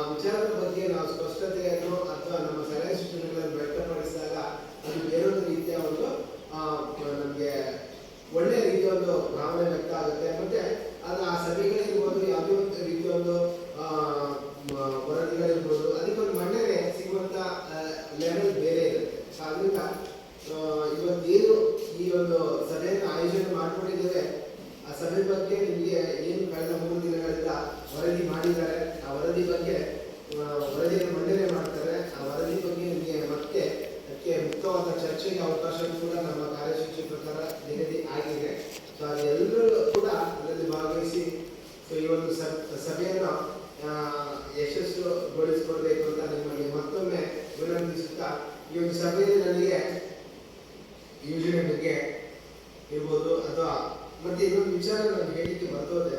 ಸೊ ಇಲ್ಲಿ ನಮಗೆ ನಾನು ಪ್ರಾರಂಭಿಕ ದಿನಗಳಲ್ಲಿ ಬಂದು ಇಲ್ಲಿ ವಾತಾವರಣ ನನಗೆ ತುಂಬಾನೇ ಪೂರಕವಾಗಿ ಎನಿಸಿತ್ತು. ಸೊ ತರಗತಿಗಳಲ್ಲಿ ನಾವು ಮಕ್ಕಳ ಶಾಲೆಗೆ ಸಂಬಂಧಪಟ್ಟ ಅಡಿಗೆ ಕೋಣೆಗೆ ನಾನು ವಿಸಿಟ್ ಮಾಡಿದೆ. ಸೊ ಅಲ್ಲಿ ಕೂಡ ಸ್ವಚ್ಛತೆ ಇತ್ತು. ಮತ್ತೆ ಮಕ್ಕಳ ತರಗತಿಗೆ ನಾವು ಭೇಟಿ ಕೊಟ್ವಿ. ಸೊ ಅಲ್ಲಿ ಒಳ್ಳೆಯ ರೀತಿಯ ರೆಸ್ಪಾನ್ಸ್ ನನಗೆ ಮಕ್ಕಳಲ್ಲಿ ಕಂಡು ಬಂತು. ನಾನು ಶಾಲಾ ಮಕ್ಕಳಿಗೆ 10ನೇ ತರಗತಿಗೆ ಪರೀಕ್ಷೆ ಆಗ್ತಿತ್ತು. 8ನೇ ತರಗತಿಯಲ್ಲಿ ನಾನು ಅವರನ್ನು ಭೇಟಿ ಮಾಡಿದೆ. ಸೊ ಆ ಮಕ್ಕಳಲ್ಲಿ ದೊಡ್ಡ ಕಾನ್ಫಿಡೆನ್ಸ್ ಲೆವೆಲ್ ಇದೆಯಲ್ವಾ, ದೊಡ್ಡ ಮಟ್ಟದಲ್ಲಿ ಇತ್ತು. ಸೊ ಇದು ನಾವು ಎಲ್ಲರೂ ನಿರೀಕ್ಷೆ ಮಾಡಬೇಕಾಗಿರುವಂತಹ ವಿಚಾರ ಶಾಲೆಯಲ್ಲಿ. ಯಾಕಂದ್ರೆ ಮಕ್ಕಳು ಅವರನ್ನು ತೊಡಗಿಸಿಕೊಳ್ಳುವಂಥದ್ದು ಇರ್ಬೋದು, ಪಠ್ಯದ ವಿಚಾರ ಇರ್ಬೋದು ಅಥವಾ ಪಠ್ಯೇತರ ವಿಚಾರಗಳ ಬಗ್ಗೆ ಇರ್ಬೋದು. ಸೊ ಅವರಲ್ಲಿ ಆ ಒಂದು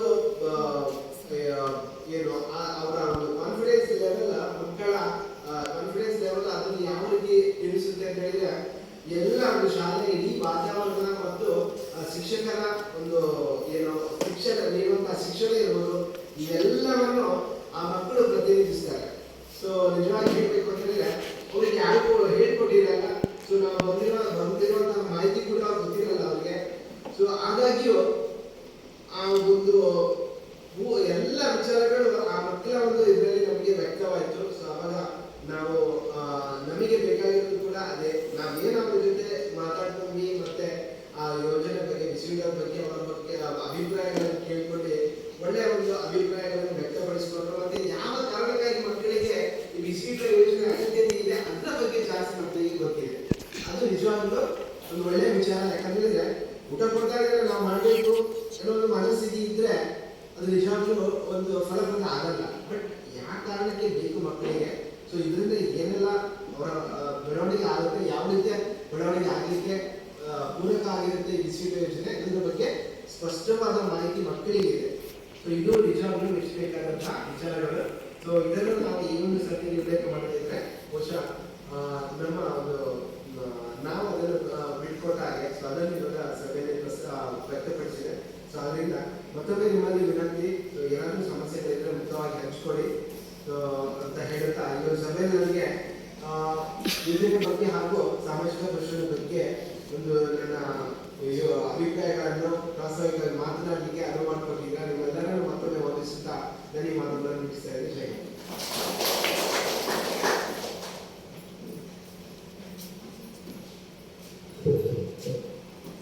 ಪ್ರಾಸ್ತಾವಿಕವಾಗಿ ಮಾತನಾಡುತ್ತಾ ಸಾಮಾಜಿಕ ಪರಿಶೋಧನಾ ಯೋಜನೆ ಹಾಗೂ ಬಿಸಿ ಊಟದ ಯೋಜನೆ ಎರಡರ ಬಗ್ಗೆ ಸಮಗ್ರ ಮಾಹಿತಿಯನ್ನು ನೀಡಿದ ತಮಗೆ ವಂದನೆಗಳು.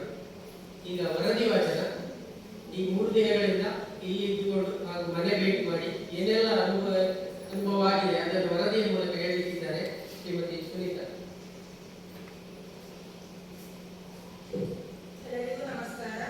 ಪಿಎಂ ಪೋಷಣ್ ಪ್ರಧಾನಮಂತ್ರಿ ಪೋಷಣ್ ಶಕ್ತಿ ಅಭಿಯಾನ ಯೋಜನೆಯ ವರದಿ ಮಂಡನೆ. ಸದೃಶ ಸಾಲಿನಲ್ಲಿ ಒಟ್ಟು 223 ವಿದ್ಯಾರ್ಥಿಗಳು ದಾಖಲಾಗಿದ್ದು, ಮೊದಲನೆಯ ದಿನ 206 ವಿದ್ಯಾರ್ಥಿಗಳು ಹಾಜರಾಗಿದ್ದು, 199 ವಿದ್ಯಾರ್ಥಿಗಳು ಬಿಸಿಯೂಟ ಸೇವಿಸುತ್ತಿದ್ದು, 7 ವಿದ್ಯಾರ್ಥಿಗಳು ಉಪವಾಸದ ಕಾರಣದಿಂದ ಬಿಸಿಯೂಟ ಸೇವಿಸುತ್ತಿರುವುದಿಲ್ಲ.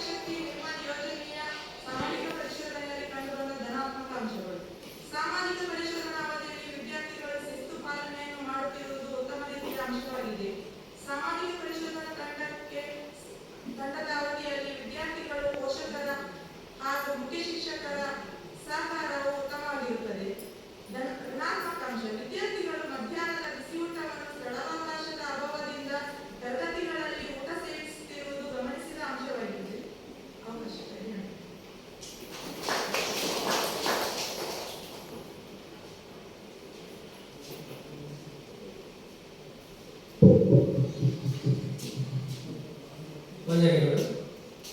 ಇದೀಗ ಮುಂದಿನ ವಿಚಾರ ಇಲ್ಲಿಯವರೆಗೆ ವೇದಿಕೆ ಮೇಲಿದ್ದವರಾಯಿತು, ಇನ್ನು ವೇದಿಕೆ ಮುಂಭಾಗದಲ್ಲಿದ್ದವರು ಪೋಷಕರೊಂದಿಗೆ ಚರ್ಚೆ ಅಂತ ಇದೆ. ಅದರ ನಂತರ ನಿಮ್ಮಿಂದ ಸಲಹೆ ಸೂಚನೆ ಇದೆ. ಬಹುಶಃ ಎರಡನ್ನೂ ಒಟ್ಟಿಗೆ ಮಾಡಬಹುದು ಅಂತ ಭಾವಿಸ್ತೇನೆ. ಈಗ ನಿಮಗೆ ಮಾತಾಡಲಿಕ್ಕೆ ಅವಕಾಶ. ಇಲ್ಲಿಯವರೆಗೆ ಊಟದ ಯೋಜನೆ ಬಗ್ಗೆ ತಿಳಿದುಕೊಂಡಿದ್ದೀರಿ. ನಿಮ್ಮ ಮಕ್ಕಳು ಯಾವ ರೀತಿಯ ಊಟ ಮಾಡ್ತಾರೆ ಎನ್ನುವುದನ್ನು ನೀವು ತಿಳಿದಿದ್ದೀರಿ. ಕೆಲವರು ಊಟ ಮಾಡಿದ್ದೀರಾ, ಕೆಲವರು ಕೈ ಎತ್ತಿದ್ದೀರಿ. ಅದರ ಬಗ್ಗೆ ಋಣಾತ್ಮಕ ಇದ್ರೂ ಹೇಳಿ, ಧನಾತ್ಮಕ ಇದ್ರೂ ಹೇಳಿ. ಅದನ್ನು ಋಣಾತ್ಮಕ ಇದ್ರೆ ಸರಿಪಡಿಸಿಕೊಳ್ಳೋಣ. ಹೌದು, ಮುಕ್ತವಾಗಿ ಚರ್ಚೆ ಮಾಡೋಣ. ಚರ್ಚೆಯಾದಾಗಲೇ ಅದು ಸರಿಯಾಗಿ ಮಜ್ಜಿಗೆಯನ್ನು ಹೊಸದನ್ನು ಕಡೆದಾಗ ಬೆಳೆ ಬರುವಂಥದ್ದು. ಹಾಗೆ ಚರ್ಚೆಯಾಗಿ ಆಗ ಸರಿಪಡಿಸಿಕೊಳ್ಳೋಣ. ಋಣಾತ್ಮಕ ಇದೆ, ಧನಾತ್ಮಕ ಇದ್ರೆ ಖುಷಿ ಪಡೋಣ. ಈಗ ನಿಮ್ಗೆ ನೀವು ಅಭಿಪ್ರಾಯ ಹೇಳ್ತಾ ಹೋಗಿ. ಹೌದು,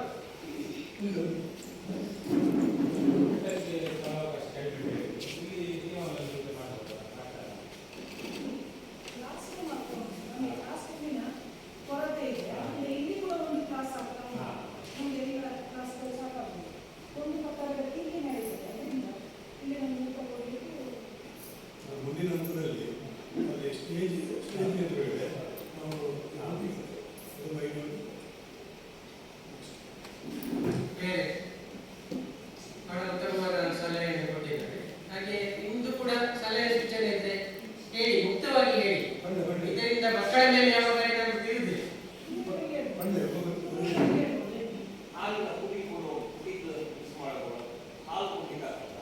ಅದು ನಮಗೆ ಗೌರ್ಮೆಂಟ್ ಕೊಡುವಂತದ್ದು ಹಾಲಿನ ಪುಡಿ, ನಾವು ಅದನ್ನೇ ಉಪಯೋಗಿಸಬೇಕಾಗಿದೆ. ಹಾಗೆ ನಾವು ಹಾಲನ್ನು ನಿರ್ವಹಣೆ ಮಾಡುವಂಥದ್ದು ಬಹುಶಃ ಅದು ಕಷ್ಟದಾಯಕ ಅಂತ ಭಾವಿಸ್ತೇನೆ.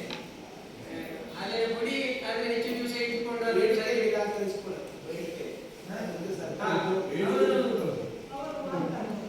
ನಾವು ನೋಡ್ಕೊಂಡು ಹೋಗಿದ್ದೇವೆ.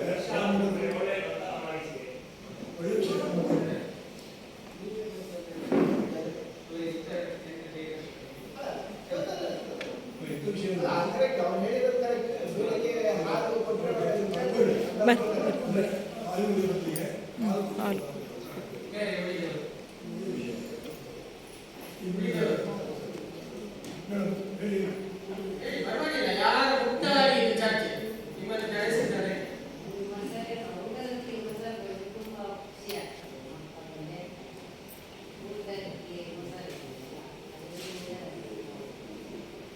ಧನಾತ್ಮಕ ಧನಾತ್ಮಕ ವಿಚಾರ ಮೊಸರು ಕೊಡ್ತಾ ಇದ್ದಾರೆ, ಒಳ್ಳೆಯ ವಿಚಾರ ಅಂತ ಒಂದು ನಿಮ್ಮ ಅಭಿಪ್ರಾಯವನ್ನು ಹೇಳ್ತಾ ಇದ್ದೀರಾ. ಮೊಸರು ನಾನು ಕೇಳಿಕೊಂಡು ಇಲ್ಲಿ ಕೊಡ್ತಾ ಇಲ್ಲ. ನಾವು ಸರ್ ವಾರದಲ್ಲಿ ಒಂದೆರಡು ಸಲ ಹೊರಗಡೆಯಿಂದ ನಂದಿಗೆ ಮೊಸರು ಸಿಗ್ತದ, ತಂದು ಕೊಡ್ತೇವೆ. ಫಲವಾದ ಮಾಡಿದಾಗ ಸಾಲ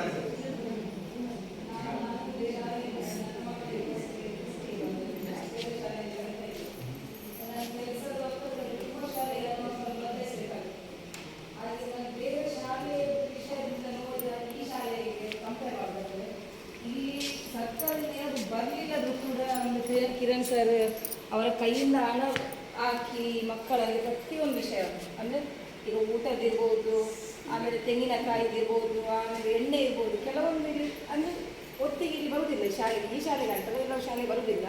ಇದು ನಾನು ಈ ಶಾಲೆಗೆ ಬಂದೀಗ ನನ್ನ ಮಗಳನ್ನು ಸೇರಿಸಿದ ಅಂತ ನಾನು ನೋಡಿದಂಥದ್ದು. ಅಂದರೆ ಹೊಗಳಿಕೆ ಅಲ್ಲ, ಈ ಶಾಲೆಯಲ್ಲಿ ಮಕ್ಕಳಿಗೆ ಊಟದ ವ್ಯವಸ್ಥೆ ಬೇರೆ ಶಾಲೆಗಿಂತ ಸಹ ಉತ್ತಮವಾಗಿತ್ತು ಇಲ್ಲಿ. ಯಾಕೆ ಹೇಳಿದರೆ ಅವರ ಕೈಯಿಂದ ಮೊಸರಾಗಲಿ ಮತ್ತು ತರಕಾರಿಗಳಾಗಲಿ ಪ್ರತಿಯೊಂದನ್ನು ಸಹ ನಾನು ಪ್ರತಿನಿತ್ಯ ನನಗೆ ಕೆಲಸ ಸೈಟಿಗೆ ಬರುವಾಗ ನಾನು ನೋಡ್ತೇನೆ, ಮಾರ್ಕೆಟಿಂದ ಅವರ ಕೈಯಿಂದ ಹಣ ಕೊಟ್ಟು ಸಹ ತರ್ತಾರೆ. ನನ್ನ ಮಗಳು ಬಂದು ಕೂತು ಹೇಳಿದ್ದುಂಟು. ಯಾಕೆ ಹೇಳಿದರೆ ಈಗ ಗುರುಗಳು ಮಾತಾಡೋದನ್ನು ಮಕ್ಕಳು ಕಿವಿ ಕೊಡ್ತಾರೆ, ಅವರಿಗೆ ಗೊತ್ತಿರುವುದಿಲ್ಲ ಅದನ್ನು ಡ್ರಾಮಾ ಮಾಡಬೇಕಂತೇಳಿ. ಕೆಟ್ಟದ್ದು ಯಾವುದು ಸುಳ್ಳು ಯಾವುದು ಅಂತ ಗೊತ್ತಿಲ್ಲ. ಅದು ಬಂದು ನನ್ನಲ್ಲಿ ಚರ್ಚೆ ಮಾಡಿದ್ಲು.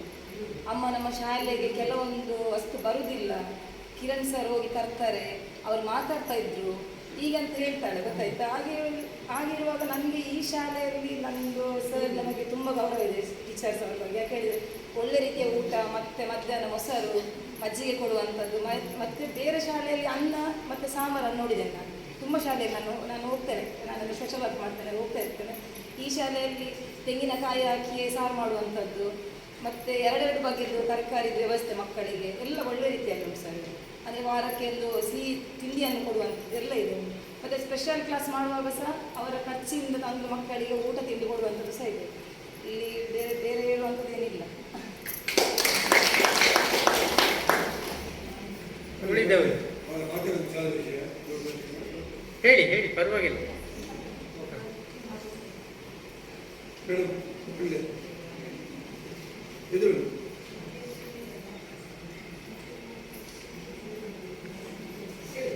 ಹೇಳಿ ಹೇಳಿ. ಒಳ್ಳೆ ಕಲಿಸ್ತಾರೆ ಮತ್ತೆ ಒಳ್ಳೆ ಸಂಭಾಷಣೆ ಮಾಡ್ತಾರೆ. ಆದರೆ ಮಕ್ಕಳಿಗೆ ಅದು ಗಮನ ಇರುವುದಿಲ್ಲ. ಎಷ್ಟು ಜೋರು ಮಾಡಿದ್ರು ಮೊಬೈಲ್ ಅದನ್ನು ಯೂಸ್ ಮಾಡಬೇಕು ಮಕ್ಕಳನ್ನು ಜೋರು ಮಾಡಿ ಮನೆಯಲ್ಲಿ ಬಂದು ಶಾಲೆಯಲ್ಲಿ ಒಳ್ಳೆ ಕಲಿಸ್ತಾರೆ, ಒಳ್ಳೆ ಕಲಿಸ್ತಾರೆ. ಅದು ವಿಷಯ ಏನಂತ ಹೇಳಿದ್ರೆ ಸರ್, ಒಂದು ಚರ್ಚೆಗೆ ಬರಬೇಕು. ಯಾಕೆ ಹೇಳಿದರೆ ನೋಡಿ, ನಾವು ನಮ್ಮ ಮಕ್ಕಳಿಗೆ ನೋಡಿ, ಇದು ಊಟದ ವ್ಯವಸ್ಥೆಯ ವಿಷಯ ಮಾತಾಡ್ತಾರೆ, ಅಂದರೆ ಮಕ್ಕಳ ಒಂದು ಆರೋಗ್ಯದ ಬಗ್ಗೆ ಇರಲಿ. ಆದರೆ ಇದು ಮಾತಾಡಲಿಕ್ಕೆ ಬರುವ ಕೆಲವೊಂದು ವಿಚಾರ ಬರ್ತದೆ. ಯಾಕೆ ಹೇಳಿದರೆ ನಮ್ಮ ಶಾಲೆಯಲ್ಲಿ ಒಂದು ಮಗುವಿಗೆ ಒಂದು ಪೆಟ್ಟು ಕೊಟ್ಟರೆ ನಮ್ಮ ತಾಯಿಯಂದ್ರೆ ಬಂದು ಕೇಳ್ಬೋದು ಅಂತೇಳಿ ಸರ್ಕಾರ ಒಂದು ಯೋಜನೆ ಮಾಡಿದ್ದೇವೆ. ಸರ್ಕಾರದಿಂದ ಅಲ್ಲಿ ಅಂದರೆ ನೀವು ಹೋಗಿ ಕೇಳ್ಬೋದು, ಮಾಸ್ಟರ್ಗೆ ಕೇಳ್ಬೋದು, ಹೊಡಿಬೋದು ಅಂತೇಳಿ. ಈಗ ನಮ್ಮ ಮಕ್ಕಳಿಗೆ ಶಾಲೆಯಲ್ಲಿ ಒಂದು ಏಟು ಬಿದ್ದರೆ ಸಹ ನಾವು ಆಲೋಚನೆ ಮಾಡುವಂಥ ತಾಯಂದಿರು ತಂದೆಯರು. ಯಾಕೆ ಹೇಳಿದರೆ ನಮ್ಮ ಶಾಲೆಯಲ್ಲಿ ನಮ್ಮ ಮಕ್ಕಳಿಗೆ ಈಗ ಪೆಟ್ಟು ಬಿದ್ದರೆ ನಮ್ಮ ಮಕ್ಕಳು ಮುಂದಿನ ದಿನಗಳಲ್ಲಿ ಒಳ್ಳೆಯ ಮಕ್ಕಳನ್ನಾಗಿ ನಾವು ಕಾಣ್ಬೋದು. ಒಂದು ಅದೇ ನಾವು ಟೀಚರ್ ಹತ್ರ ಬಂದು ಈಗ ಕ್ವಶನ್ ಮಾಡಿದರೆ ನಾಳೆ ನನ್ನ ಮಕ್ಕಳನ್ನು ನಮ್ಮ ದೇಶದಲ್ಲಿ ಓದಿದ್ದನ್ನು ನೋಡಬೇಕಾಗ್ತದೆ. ಸರಿಯಲ್ಲ ಸರ್? ಇದರ ಬಗ್ಗೆ ಒಂದು ಈ ಊಟದ ಬಗ್ಗೆ ಮಾತಾಡೋದ್ರ ಜೊತೆಗೆ ನಮ್ಮದೊಂದು ಹೇಳಿ ಅವರಿಗೆ ಒಂದು ಬೇಕಾದರೆ ನಾವು ಅದನ್ನು ಬರೆದು ಸಹ ಕೊಡ್ತೇವೆ, ಸರ್ಕಾರಕ್ಕೆ ಒಪ್ಪಿಸಿ. ಯಾಕೆ ಹೇಳಿದರೆ ಇಂಥದ್ದೆಲ್ಲ ವಿಷಯವನ್ನು ಜಾರಿಗೆ ತರುವಾಗ ನಮ್ಮ ಮಕ್ಕಳು ದಾರಿ ತಪ್ತಾ ಇದ್ದಾರೆ. ಶಿಕ್ಷಕರು ಅವರ ವೃತ್ತಿ ಮೀರಿ ನಮ್ಮ ಮಕ್ಕಳನ್ನು ಸ್ಟಡಿ ಮಾಡ್ತಾ ಇದ್ದಾರೆ. ನಾವು ನೋಡ್ತೇವೆ. ಯಾಕೆ ಹೇಳಿದರೆ ನಾನು ನನ್ನ ಕಣ್ಣಲ್ಲಿ ನೋಡಿದಂತೆ, ಇಲ್ಲಿ ಬರ್ತಾ ಇರ್ತೇನೆ ನಾನು, ಅವರ ಒತ್ತು ಮೀರಿ ಈಗ HM ನೋಡಿದ್ದೇನೆ. ಅವರ ತಮ್ಮನಿಗೆ ಯಾರಿಗೊಂದು ಸಹ ಪ್ರಾಬ್ಲಮ್ ಆಗಿತ್ತು, ಅವರು ಅದನ್ನು ಬದಿಗಿಟ್ಟು ಸಹ ನಮ್ಮ ಶಾಲೆಯಲ್ಲಿ ನಿಂತು ಸಂಜೆ ಕತ್ಲೆ ಅದನ್ನು ಓದೋದುಂಟು. ಅವರು ಇಷ್ಟೆಲ್ಲ ಕಷ್ಟಪಡುವಾಗ ಈಗ ಗುರುಗಳು ನಮ್ಮ ಶಾಲೆಯಲ್ಲಿ, ಈಗ ನಮ್ಮ ಒಂದು ಮಗುವನ್ನು 2 ಮಗುವನ್ನು ಶಾಲೆಯಲ್ಲಿ ನಮ್ಮ ಮನೆಯಲ್ಲೇ ನಮಗೆ ಕಷ್ಟ ಆಗ್ತದೆ. ನನ್ನ ಮಗುವನ್ನೇ ನನಗೆ ಬ್ಯಾಗ್ ಚೆಕ್ ಮಾಡಲಿಕ್ಕೆ ಆಗುದಿಲ್ಲ. ಸರ್ಕಾರಕ್ಕೆ ನಾವು ಕೆಲವು ಕೊಡುವ ಮಾಹಿತಿ ತುಂಬ ಕಮ್ಮಿ. ಯಾಕೆ ಹೇಳಿದರೆ ನಮ್ಮ ಮಕ್ಕಳೀಗ ಅಂಗಡಿಗೆ ಹೋಗ್ತಾರೆ, ಅಲ್ಲಿ ಚಾಕ್ಲೇಟ್ ಮಾತ್ರ ತಗೊಳ್ಳೋದಿಲ್ಲ, ತಿಂಡಿ ಮಾತ್ರ ತಗೊಳ್ತಾರೆ, ಬೇರೆ ಕೆಲವು ಪದಾರ್ಥಗಳನ್ನು ಮಕ್ಕಳು ತಗೊಳ್ತಾ ಇದ್ದಾರೆ. ಅದನ್ನು ತಡೆ ಕಟ್ಟುವಂಥದ್ದು, ಅಂದರೆ ಅಂಗಡಿಯ ಮಾಲೀಕರಿಗೆ ಎಚ್ಚರಿಕೆ ನೀಡುವಂಥದ್ದು. ನಮ್ಮ ಮಕ್ಕಳು ಯಾಕಿದೆ ಪ್ರತಿನಿತ್ಯ ಶಾಲೆಯಲ್ಲಿ ಟೀಚರ್ನವರು ಶಾಲೆ ವಿದ್ಯಾರ್ಥಿ ಜೊತೆ ಪ್ರತಿ ಬ್ಯಾಗನ್ನು ಚೆಕ್ ಮಾಡಲಿಕ್ಕೆ ಆಗುವುದಿಲ್ಲ, ಪ್ರತಿನಿತ್ಯ ಅವರ ಹಿಂದೆ ಹೋಗ್ಲಿಕ್ಕೆ. ಅದನ್ನು ಕೆಲವು ಸರ್ಕಾರದಿಂದ ನಮಗೆ ತಡೆಬೇಕು. ಅದನ್ನು ಊಟದ ವ್ಯವಸ್ಥೆ, ತಿಂಡಿ ವ್ಯವಸ್ಥೆ ಈಗ ನಿಜವಾಗಿ ಅವರು ಕೊಡ್ತಾ ಇದ್ದಾರೆ, ಅದು ನಮಗೆ ಖುಷಿ ಪಡ್ತೇವೆ ನಾವು, ಇಲ್ಲ ಅಂತ ಹೇಳಿದ್ರೆ. ಅದರಲ್ಲಿ ಮಾಡುವಲ್ಲಿ ಕೆಲವು ವ್ಯತ್ಯಾಸ ಇರ್ಬೋದು. ಈಗ ಕೆಲವರು ಅಡಿಗೆ ಮಾಡುವಲ್ಲಿ ಕೆಲವು ವ್ಯತ್ಯಾಸ ಇರ್ಬೋದು ಸರ್. ಕೆಲವು ನಾನೀಗ ನೋಡಿದ್ದೇನೆ, ನನ್ನ ಮಗಳಿಗೆ ಒಂದು ಶಾಲೆಯಲ್ಲಿ ಅದು ಹೆಸರು ಬೇಡ ಹುಳ ಸಿಕ್ಕಿದೆ. ನಾನು ಹೋಗಿ ಕೇಳಿದ್ದಕ್ಕೆ ಅದು ಅಡಿಗೆಯವರ ಸಮಸ್ಯೆ ಅಂತೇಳಿ ಏಕಾಏಕಿ ನನಗೆ ಉತ್ತರ ಕೊಟ್ಟರು. ಅದನ್ನು ನಾನು ಏನು ಸಹ ಮಾಡ್ಬೋದಿತ್ತು, ಬೇಡ ಸಾಯಿಲಿ ಅಂತೇಳಿ ನಾನು ಅಲ್ಲಿಂದ ಸರಿ ಮಾಡಿ ನಾನು ಬಂದಿದ್ದೇನೆ. ಅದಕ್ಕೆ ನನಗೆ ಈ ಒಂದು ಆರೋಗ್ಯದ ಇದರ ಜೊತೆಗೆ ನಾವು ಒಂದು ಕೆಲವು ಬೇಕಾದ್ರೆ ನಾನೇ ಬರೆದುಕೊಳ್ತೇನೆ. ನಮ್ಮ ಸರ್ಕಾರಕ್ಕೆ ಇದೊಂದು ಒತ್ತಡ. ಯಾಕೆ ಹೇಳಿದರೆ ನಮ್ಮ ಮಕ್ಕಳು ಅಂಗಡಿಗಳಲ್ಲಿ ಹೋಗಿ ಕೇಳುವಾಗ ಇಷ್ಟು ವಯಸ್ಸಿನ ಮೊತ್ತದವರೆಗೆ ನಮ್ಮ ಮಕ್ಕಳಿಗೆ ಬೇರೆ ಯಾವುದೋ ಒಂದು ಕೆಟ್ಟ ಪದಾರ್ಥಗಳನ್ನು ಅವರು ಸ್ವೀಕಾರ ಮಾಡೋದಾಗೆ ತುಂಬ ವಿಚಾರ ಇದೆ ಸರ್ ಮಾತಾಡೋದಾಗೆ. ಅವ್ರದ್ದು ಕೂಡ ಅದೇ ಅದಕ್ಕೆ ಓಕೆ, ಒಳ್ಳೆ ವಿಚಾರ. ಶಾಲೆಯಲ್ಲಿ ಒಂದು ಜೋರು ಮಾಡಿದ್ರೆ ತರ್ತಾರೆ, ಮನೆಯಲ್ಲಿ ಎಷ್ಟು ಬೆಟ್ಟು ಕೊಟ್ಟರೆ ನಮ್ಮ ಮಕ್ಕಳನ್ನು ಮತ್ತೆ ನಾವು ಸ್ಟೇಷನಲ್ಲಿ ಓಡಿದ್ದನ್ನು ನೋಡಬೇಕಾಗ್ತದೆ. ಯಾಕೆ ಈಗ ತಾಯಂದ್ರು ಬಂದು ಕೇಳ್ತಾರೆ ಶಾಲೆಯಲ್ಲಿ, ಯಾಕೆ ಓಡಿದ್ರಿ ನೀವು ಅಂತ ಆಲೋಚನೆ ಮಾಡಬೇಕಾಗ್ತದೆ. ಬೇರೆ ಶಾಲೆಯಲ್ಲೆಲ್ಲ ಊಟ ಕೊಡುವುದಾದ್ರೆ, ಪದಾರ್ಥ ಕೊಡುವುದಾದ್ರೆ ನಾವು ಒಂದೊಂದು ತರಕಾರಿ ಕೊಡಬೇಕು, ಒಂದೊಂದು ದಿನ ತೆಂಗಿನಕಾಯಿ ಕೊಟ್ಟರೆ, ಟೊಮೆಟೊ ಕೊಡಬೇಕು, ಕಾಯಿ ಮೆಣಸು ಕೊಡಬೇಕು, ಶುಂಠಿ ಕೊಡಬೇಕು. ಮಕ್ಕಳಿಗೆ ಇಲ್ಲಿ ಆ ಥರ ಏನಿಲ್ಲ, ಒಳ್ಳೆ ಬೆಳೆಸ್ತಾರೆ, ಒಳ್ಳೆಯಲ್ಲ ಒಳ್ಳೇದು ಮಾಡ್ತಾರೆ. ಮಕ್ಕಳ ಮೊಬೈಲ್ ಓಕೆ ಓಕೆ, ಅದನ್ನು ಇಟ್ಕೊಂಡು ಬರೆಯುವುದಿಲ್ಲ, ಓದುವುದಿಲ್ಲ. ಎಷ್ಟು ಪೆಟ್ಟು ಕೊಟ್ಟು ಕೇಳಿ ನಮಗೆ ಕೈ ಬಚ್ಚಿದ್ದಾರೆ, ಅವರು ಗೊತ್ತಾಯ್ತು. ಈಗ ನಿಮ್ಮ ಒಂದು ಸಮಸ್ಯೆಗೆ ಪೂರಕವಾಗಿ HM ಒಂದೇ ಮಾತಲ್ಲಿ ಹೇಳ್ತಾರೆ, ಅದು ಯಾವ ರೀತಿ ಅದು ನಿಮ್ಮಲ್ಲೇ ಇದೆ, ಪೋಷಕರಲ್ಲೇ ಇದೆ. ಅದನ್ನು ಒಂದು ವಿಚಾರವನ್ನು ನೀವು ಅವರಿಗೆ ಸಿಗದಾಗೆ ಮಾಡಿ ಮೊಬೈಲ್ ಇತ್ತು. ಕೊರೋನಾ ಟೈಮಲ್ಲಿ ಮೊಬೈಲ್ ಗೌರ್ಮೆಂಟ್ ರೂಲ್ಸ್ ಮಾಡಿ ಮನೆಯಲ್ಲಿ ಆನ್ಲೈನ್ ಮಕ್ಕಳ ಭವಿಷ್ಯ ಹಾಳಾಗ್ತದೆ ಅಂತ ಆ ಟೈಮಲ್ಲಿ ಕಾನೂನು ಜಾರಿ ಮಾಡಿ ಆ ಪ್ರಶ್ನೆಗೆ ಉತ್ತರ ಈಗ ಮಕ್ಕಳನ್ನು ಹಾಳು ಮಾಡುವುದು ಆ ಮೊಬೈಲ್ ಅವತ್ತು ಜಾರಿ ಮಾಡಿದ್ದ ಸಮಸ್ಯೆನೇ ಈಗ ಬಂದದ್ದು. ಮೂಲ ಪೀಠಿಗೆ ಗೌರ್ಮೆಂಟ್ ಇದ್ದೇ ತಪ್ಪು. ಮಕ್ಕಳ ಮನೆಯಲ್ಲೇ ಕುಳಿತು ಕಲೀಲಿ ಅಂತ ಸವಲತ್ತಾಯಿತು, ಪೋಷಕರಿಗೆ ಎಲ್ಲರಿಗೂ ಒಳ್ಳೆಯದಾಯಿತು. ಈಗ ಇದೇ ನಮಗೆ ಇಲ್ಲಿ ಪಡೀತಾ ಉಂಟು.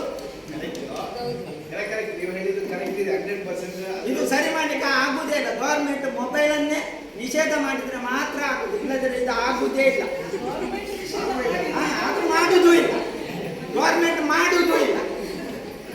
ಅವತ್ತಿನ ಸಮಯ ಸಂದರ್ಭ ಅವತ್ತಿನ ಆ ಟೈಮಿಗೆ ಸರಿ ಓಕೆ, ಆದರೆ ಮುಂದೆ ಮಕ್ಕಳಿಗಾಗಲಿ ಪೋಷಕರಿಗಾಗಲಿ ದೊಡ್ಡವರಿಗಾಗಲಿ ಇದು ಮುಂದೆ ಅವರವರ ಕುತ್ತಿಗೆಗೆ ಬೀಳ್ತದೆ ಅಂತ ಯೋಚನೆ ಅವತ್ತು ಮಾಡಲೇ ಇಲ್ಲ ಗೌರ್ಮೆಂಟ್.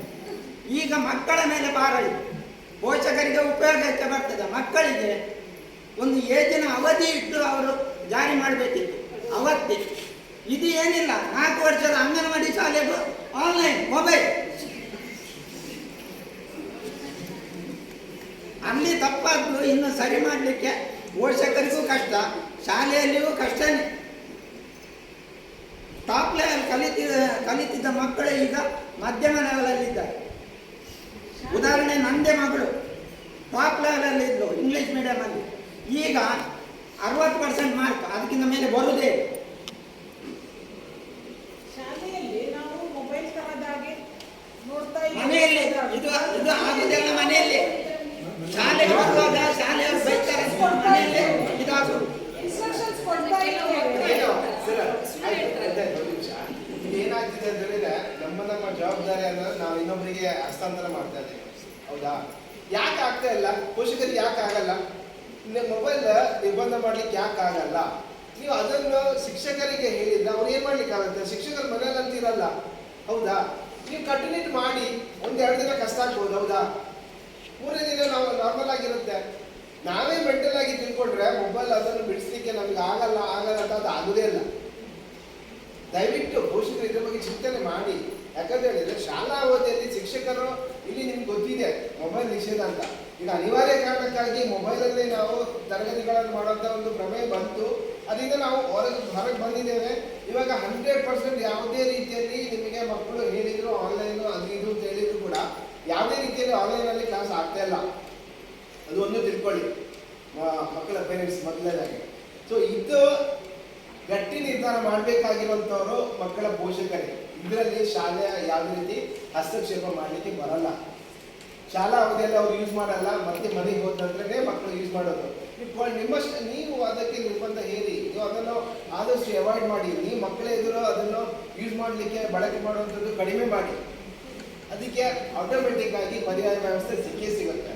ಇದು ನಾವು ಜವಾಬ್ದಾರಿ, ನಮ್ಮ ಜವಾಬ್ದಾರಿಯನ್ನು ಇನ್ನೊಬ್ಬರಿಗೆ ಹೊರಿಸ್ಲಿಕ್ಕೆ ಆಗಲ್ಲ. ಅಲ್ಲಿ ಯಾವುದೇ ರೀತಿಯ ಫಲಿತಾಂಶವನ್ನು ನಾವು ನಿರೀಕ್ಷೆ ಮಾಡಲಿಕ್ಕೆ ಸಾಧ್ಯತೆಗಳು ಬಹಳಷ್ಟು ಕಡಿಮೆ. ಸೊ ಇಲ್ಲ ಅಂತ ಹೇಳಿದ್ರೆ ಏನೋ ಒಂದು ನೀವು ನಿರ್ಧಾರ ಮಾಡ್ತೀರಾ, ಮಾಡಿದಾಗ ಕೆಲವೊಂದು ಪ್ರಕರಣಗಳು ಈಗಾಗಲೇ ನಿಮ್ಗೆ ಗೊತ್ತಿದೆ, ಅದು ಹೇಳುವಂಥದ್ದಲ್ಲ, ಎಲ್ರಿಗೂ ಜನಜನಿತವಾಗಿದೆ. ಅಂದ್ರೆ ಮಕ್ಕಳು ನಾವು ಅವರಷ್ಟಕ್ಕೆ ಬಿಟ್ಟಿರ್ತೇವೆ, ಅವರು ಅಡಿಕ್ಟ್ ಆಗಿರ್ತಾರೆ. ಒಂದ್ಸಾರಿ ನಾವು ಕಟ್ಟುನಿಟ್ಟಾಗಿ ಅದನ್ನು ಬಿಡಿಸುವಂತ ಪ್ರಯತ್ನ ಮಾಡ್ತೇವೆ, ಅಲ್ಲಿ ಇನ್ಯಾವುದೋ ಒಂದು ಅವಘಡ ಆಗುತ್ತೆ ಅಲ್ವಾ? ಗೊತ್ತಿದೆ ನಿಮಗೆ, ಮೊಬೈಲ್ ಕೊಡೋದಕ್ಕೆ ಏನೇನೋ ಮಾಡ್ಕೊಂಡಂತ ಹಲವಾರು ವಿಚಾರಗಳು ನಮ್ಮ ಮುಂದೆ ಇದೆ. ಅದನ್ನು ಹಂತವಾಗಿ ಅವರ ಕೈಯಿಂದ ಅವರಿಗೆ ಬಳಕೆ ಮಾಡದಾಗಿ ಯಾವ ರೀತಿ ಮಾಡಬೇಕು ಅದು ನಿಮ್ಮ ಯೋಚನೆಗೆ ಬಿಟ್ಟಿರೋದು. ಅದು ಪೋಷಕರಿಗೆ ನಿಜವಾಗ್ಲೂ ಅರ್ಥ ಇದೆ, ಅದ್ರ ಬಗ್ಗೆ ಮಾಹಿತಿ ಇದೆ. ಸೊ ಅದನ್ನು ಗಂಭೀರವಾಗಿ ಯೋಚನೆ ಮಾಡಿಕೊಂಡು ಮಾಡಿದ್ರೆ ಯಾವುದೇ ರೀತಿ ಸಮಸ್ಯೆಗಳು ಬರಲ್ಲ ಅಷ್ಟೇ. ಋಣಾತ್ಮಕ ಧನಾತ್ಮಕ ಇದೆಯಾ? ಅದಕ್ಕೆ ವರದಿ ಬಗ್ಗೆ ಒಪ್ಪಿಗೆ ಇದೆ, ಏನು ಮಾತಾಡ್ಲಿಕ್ಕಿಲ್ಲ. ಸಲಹೆ ಸೂಚನೆ ಇದ್ರೆ ಮದ್ದು ಕೊಡ್ಬೋದು, ಬೇಡಿಕೆ ಇದ್ರೆ ಅದನ್ನು ಕೊಡ್ಬೋದು. ಈಗ ವರದಿ ಒಪ್ಪಿಗೆ ಇದೆ ಅಂತ ಹೇಳಿದ್ರೆ ಒಂದು ಅನುಮೋದನೆ ಬೇಕು ನಿಮ್ದು. ಚಪ್ಪಾಳೆ ಮುಖಾಂತರ ಈಗ ವರದಿಯನ್ನು ಕೇಳಿದ್ರಿ, ಅವರು ಪ್ರಾಸ್ತಾವಿಕ ಮಾತಾಡೋದನ್ನು ಕೇಳಿದ್ದೀರಿ. ಅವರು ಹೇಳಿದ ಹಾಗೆ ಇಲ್ಲಿ ನಡೀತಾ ಇದೆ ಅಂತ ಆದ್ರೆ ಒಂದು ಚಪ್ಪಾಳೆ ಕೊಡಿ, ವರದಿ ಸರಿ ಇದೆ ಅಂತ ಆಯ್ತು.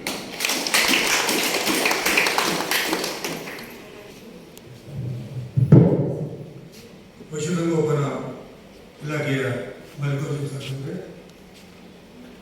ರಮೇಶ್ ಸರ್ ಅವರೇ, ಶಿಕ್ಷಕ ರಕ್ಷಣಾ ಸಂಘದ ಅಧ್ಯಕ್ಷೆ ಮೇಡಮ್, ಮುಖ್ಯವಾಗಿ ನಮ್ಮ ಬಾಬರಾಜನ್ ಪ್ರೌಢಶಾಲೆ ಬಗ್ಗೆ ಹೆತ್ತವರಿಗೆ ಪೋಷಕರಿಗೆ ಒಂದು ಮಾತು ಏನಂದರೆ, ಈ ಶಾಲೆ ಸಮಾಜ ಮಂದಿರದಲ್ಲಿ ಮಹಾವೀರ ವಿದ್ಯಾವರ್ಧಕ ಸಂಘದ ಅಡಿಯಲ್ಲಿ ಮೂಡಬಿದಿರೆಯಲ್ಲಿ ವಿದ್ಯಾಭ್ಯಾಸಕ್ಕೆ ಕೊರತೆ ಇರುವ ಸಮಯದಲ್ಲಿ ಮಂಗಳೂರಿಗೆ ಹೋಗಬೇಕಾದ ಹೊರಗಡೆ ಹೋಗಬೇಕಾದ ಸಮಯದಲ್ಲಿ ಊರಿನ ಹಿರಿಯರ ಸಹಿತವನ್ನು ಮಾಡಿದ ಈ ವಿದ್ಯಾಸಂಸ್ಥೆ ಇದೀಗ 57ನೇ ವರ್ಷದಲ್ಲಿ ನಡೀತಾ ಇದೆ. ಇಲ್ಲಿ ಉಚಿತವಾಗಿ ವಿದ್ಯಾಭ್ಯಾಸವನ್ನು ನಾವು ಹಳೆಯ ವಿದ್ಯಾರ್ಥಿಗಳ ಸಹಕಾರದಿಂದ ಕೊಡ್ತಾ ಇದ್ದೇವೆ. ಈ ಶಾಲೆಗೆ ಉಳಿಸೋದಕ್ಕೋಸ್ಕರ ನಮ್ಮ ಆಡಳಿತ ಮಂಡಳಿ ಮತ್ತು ನಮ್ಮ ಹಳೆಯ ವಿದ್ಯಾರ್ಥಿಗಳು ಸೇರಿಕೊಂಡು ವಿದ್ಯಾರ್ಥಿ ನಿಧಿಯನ್ನು ಮಾಡಿಕೊಂಡು ಮಕ್ಕಳ ಹತ್ರ ನಾವು ₹1 ತೆಗೆದುಕೊಳ್ಳದೆ ಕಳೆದ 13 ವರ್ಷದಿಂದ ಉಚಿತ ಶಿಕ್ಷಣವನ್ನು ಕೊಡ್ತಾ ಇದ್ದೇವೆ. ಇದನ್ನು ಗೊತ್ತಿಲ್ಲವಾ? ಮುಖ್ಯವಾಗಿ ಈಗ ನಮ್ಮ ಶಾಲೆಯಲ್ಲಿ ಬೆಳೆಯುವ ತರಕಾರಿಗಳು ನಮ್ಮ ಕ್ರೀಡಾ ಮಾಸ್ಟರ್ಗೆ HM ಆಗಲಿ ಎಲ್ಲ ನಮ್ಮ ಶಿಕ್ಷಕರು ತೆಗೆದುಕೊಂಡು ನಮ್ಮ ಶಾಲೆ ತೋಟದಲ್ಲಿ ತರಕಾರಿ ಬೆಳೀತಿದ್ದಾರೆ. ಇಲ್ಲಿ ಸೇವೆ ಮಾಡಿ ಹೋದ ಏರ್ಪಡಿಸಿದಂಥ ಕೆಲವು ಮಹನೀಯರು ನಮ್ಮ ತರಕಾರಿ ತಂದು ಕೊಡ್ತಾ ಇದ್ದಾರೆ. ಇದನ್ನು ನಾವು ಮಕ್ಕಳಿಗೆ ಕೊಡ್ತಾ ಇದ್ದೇವೆ. ಯಾಕಂದರೆ ಎಲ್ಲ ಬೇಳೆಯಲ್ಲೇ ಎಲ್ಲ ಆಗೋದಿಲ್ಲ, ತರಕಾರಿಯಿಂದಾಗಿ ಸ್ವಲ್ಪ ಪೌಷ್ಟಿಕ ಅಂಶವನ್ನು ಸಿಗ್ತದೆ ಮಕ್ಕಳಿಗೆ. ಇದನ್ನು ನಾವು ಕೊಡ್ತಾ ಇದ್ದೇವೆ. ಮತ್ತು ಹಾಲಿನ ಒಡಿ ಬಗ್ಗೆ ಹೇಳಿದರು, ಇದು ನಮ್ಮ ಸರ್ಕಾರದಿಂದ ಬರುವ ಒಂದು ವಿಷಯ. ಇದನ್ನು ನಾವು ಹಾಲಿಗೆ ಇಟ್ಟು ಬಳಕೆ ಮಾಡಿ ಆಗುವುದಿಲ್ಲ. ಅದು ನೀವು ಹೇಳಿದ ಸದಸ್ಯರನ್ನು ನಮ್ಮ ಇಲಾಖೆಯವರು ನೋಡ್ಕೊಳ್ತಾರೆ. ಮತ್ತು ಒಬ್ಬರು ಹೇಳಿದರು ಮಕ್ಕಳಿಗೆ ಹೊಡಿಬೇಕು ಅಂತ ಹೇಳಿ. ಅದು ಈಗ ಏನಾಗಿದೆ ಅಂದರೆ, ಈಗ ಮೊನ್ನೆ ಒಂದು ಕಾನೂನು ಬಂದಿದೆ. ಯಾಕಂದರೆ ಪೊಲೀಸ್ ಸ್ಟೇಷನ್ಗಳಲ್ಲಿ ನಿರಪರಾಧಿಗಳನ್ನು ಹೊಡಿಲಿಕ್ಕಿಲ್ಲ ಅಂತ. ಅದೇ ರೀತಿ ಇಲ್ಲಿ ಮಕ್ಕಳನ್ನು ಪ್ರೇಮದಂತದಲ್ಲೇ ಶಿಕ್ಷಿಸುವ ಹಕ್ಕು ಅಧ್ಯಾಪಕ ಬಂದವರಿಗೆ ಇಲ್ಲ. ಅದನ್ನು ತುಂಬ ಕಾರ್ಯಗತ ಮಾಡಲಿಕ್ಕೆ ತುಂಬ ಕಷ್ಟ ಇದೆ. ಯಾಕಂದರೆ ನಮ್ಮ ಮನೆಯ ಮಕ್ಕಳನ್ನು ನಾವೇ ಮನೆಯಲ್ಲಿ ನೋಡ್ಕೋಬೇಕು. ಮೊಬೈಲ್ ವಿಷಯದಲ್ಲೂ ಹಾಗೆ ಈಗಿನ ಕಾಲದಲ್ಲಿ ಮಕ್ಕಳಿಗೆ ನಾವು ಜೋರು ಮಾಡುವ ಪರಿಸ್ಥಿತಿ ಇಲ್ಲ ನಾವು. ಯಾಕಂದರೆ ಈ ಟಿವಿಯಲ್ಲಿ ಪೇಪರ್ನಲ್ಲೆಲ್ಲ ಗೊತ್ತು ನೋಡ್ತಾ ಇದ್ದಾರೆ. ನೀವು ಮಕ್ಕಳಿಗೆ ಏನಾದರೂ ಹೆಚ್ಚಿಗೆ ಆದರೆ ಆತ್ಮಹತ್ಯೆ ಮಾಡಿಕೊಳ್ತಾರೆ. ಶಾಲೆಯಲ್ಲಿ ನಾವು ನಮ್ಮ ಶಿಕ್ಷಕರು ಅಥವಾ ನಾವು ಹೆಲ್ಪ್ ಮಾಡಿದ್ದೇವೆ, ತರಬೇತಿ ದೂರ ಮಾಡಿದರೆ ಮನೆಗೆ ಹೋಗಿ ಮಕ್ಕಳಿಗೆ ಏನಾದ್ರು ಮಾಡ್ಕೊಂಡು ಬಂದರೆ ನಿಮ್ಮ ಮಕ್ಕಳ ಭವಿಷ್ಯ ಹಾಳಾಗ್ತದೆ. ಇದೆಲ್ಲ ತುಂಬ ಕಷ್ಟದ ವಿಷಯ. ಸೂಕ್ಷ್ಮವಾಗಿ ಅವರು ಏನು ಹೇಳೋದಂದರೆ, ನೀವು ಮಕ್ಕಳನ್ನು ಏನು ಗಮನಿಸಬೇಕಂದ್ರೆ, ಈಗ 10ನೇ ಕ್ಲಾಸ್ನಲ್ಲಿ ಅವರಿಗೆ ಸ್ಪೆಷಲ್ ಕ್ಲಾಸ್ ಮಾಡ್ತೇವೆ. ಅದು ಎಷ್ಟು ಗಂಟೆ ಮುಗಿಯುತ್ತೆ, ಅದು ನೀವು ಬಂದು ನೀವು ನಮ್ಮ ಶಿಕ್ಷಕರು ಕೇಳಬೇಕು. ಎಷ್ಟು ಗಂಟೆ ತನಕ ಸ್ಪೆಷಲ್ ಕ್ಲಾಸ್ ಇದೆ, ಎಷ್ಟು ಗಂಟೆಗೆ ನಾವು ಕರ್ಕೊಂಡು ಹೋಗಬೇಕು, ಎಷ್ಟು ಗಂಟೆ ಮಕ್ಕಳು ಹೋಗ್ತಾರೆ, ಅದು ನೀವು ನೋಡ್ಕೊಳ್ಬೇಕು. ದಯವಿಟ್ಟು ಶಾಲೆಗೆ ಹೋಗುವುದರ ನಂತರ ನಿಮಗೆ ಅದರ ಜವಾಬ್ದಾರಿ ನಿಮಗೆ. ಆದಷ್ಟು ನಾವು ಒಳಗಿನ ಪ್ರಚಾರ ನಾವು ನೋಡ್ತೇವೆ. ಮತ್ತು ನಿಮ್ಮ ಮಕ್ಕಳು ಈ ಅಂಗಡಿಗಳಲ್ಲಿ ಈ ನಿಮ್ಮ ಬ್ರ್ಯಾಂಡ್ಲೆಸ್ ಐಟಮ್, ಅದನ್ನು ಕವರ್ ಇಲ್ಲದ ಐಟಮನ್ನು ತಿನ್ನಬೇಕು ದಯವಿಟ್ಟು. ಆ ಸಕ್ಕರೆ ಇರ್ತದೆ ಅದರಲ್ಲಿ. ಅದು ನೀವು ಒಬ್ಬರು ಹೇಳಿದರು, ಮಕ್ಕಳು ಹೋಗಿ ತಗೊಳ್ತಾರೆ. ದಯವಿಟ್ಟು ಆದಷ್ಟು ಮನೆಯಲ್ಲೇ ನೀವು ಅದರ ವ್ಯವಸ್ಥೆ ಮಾಡ್ತಾರೆ.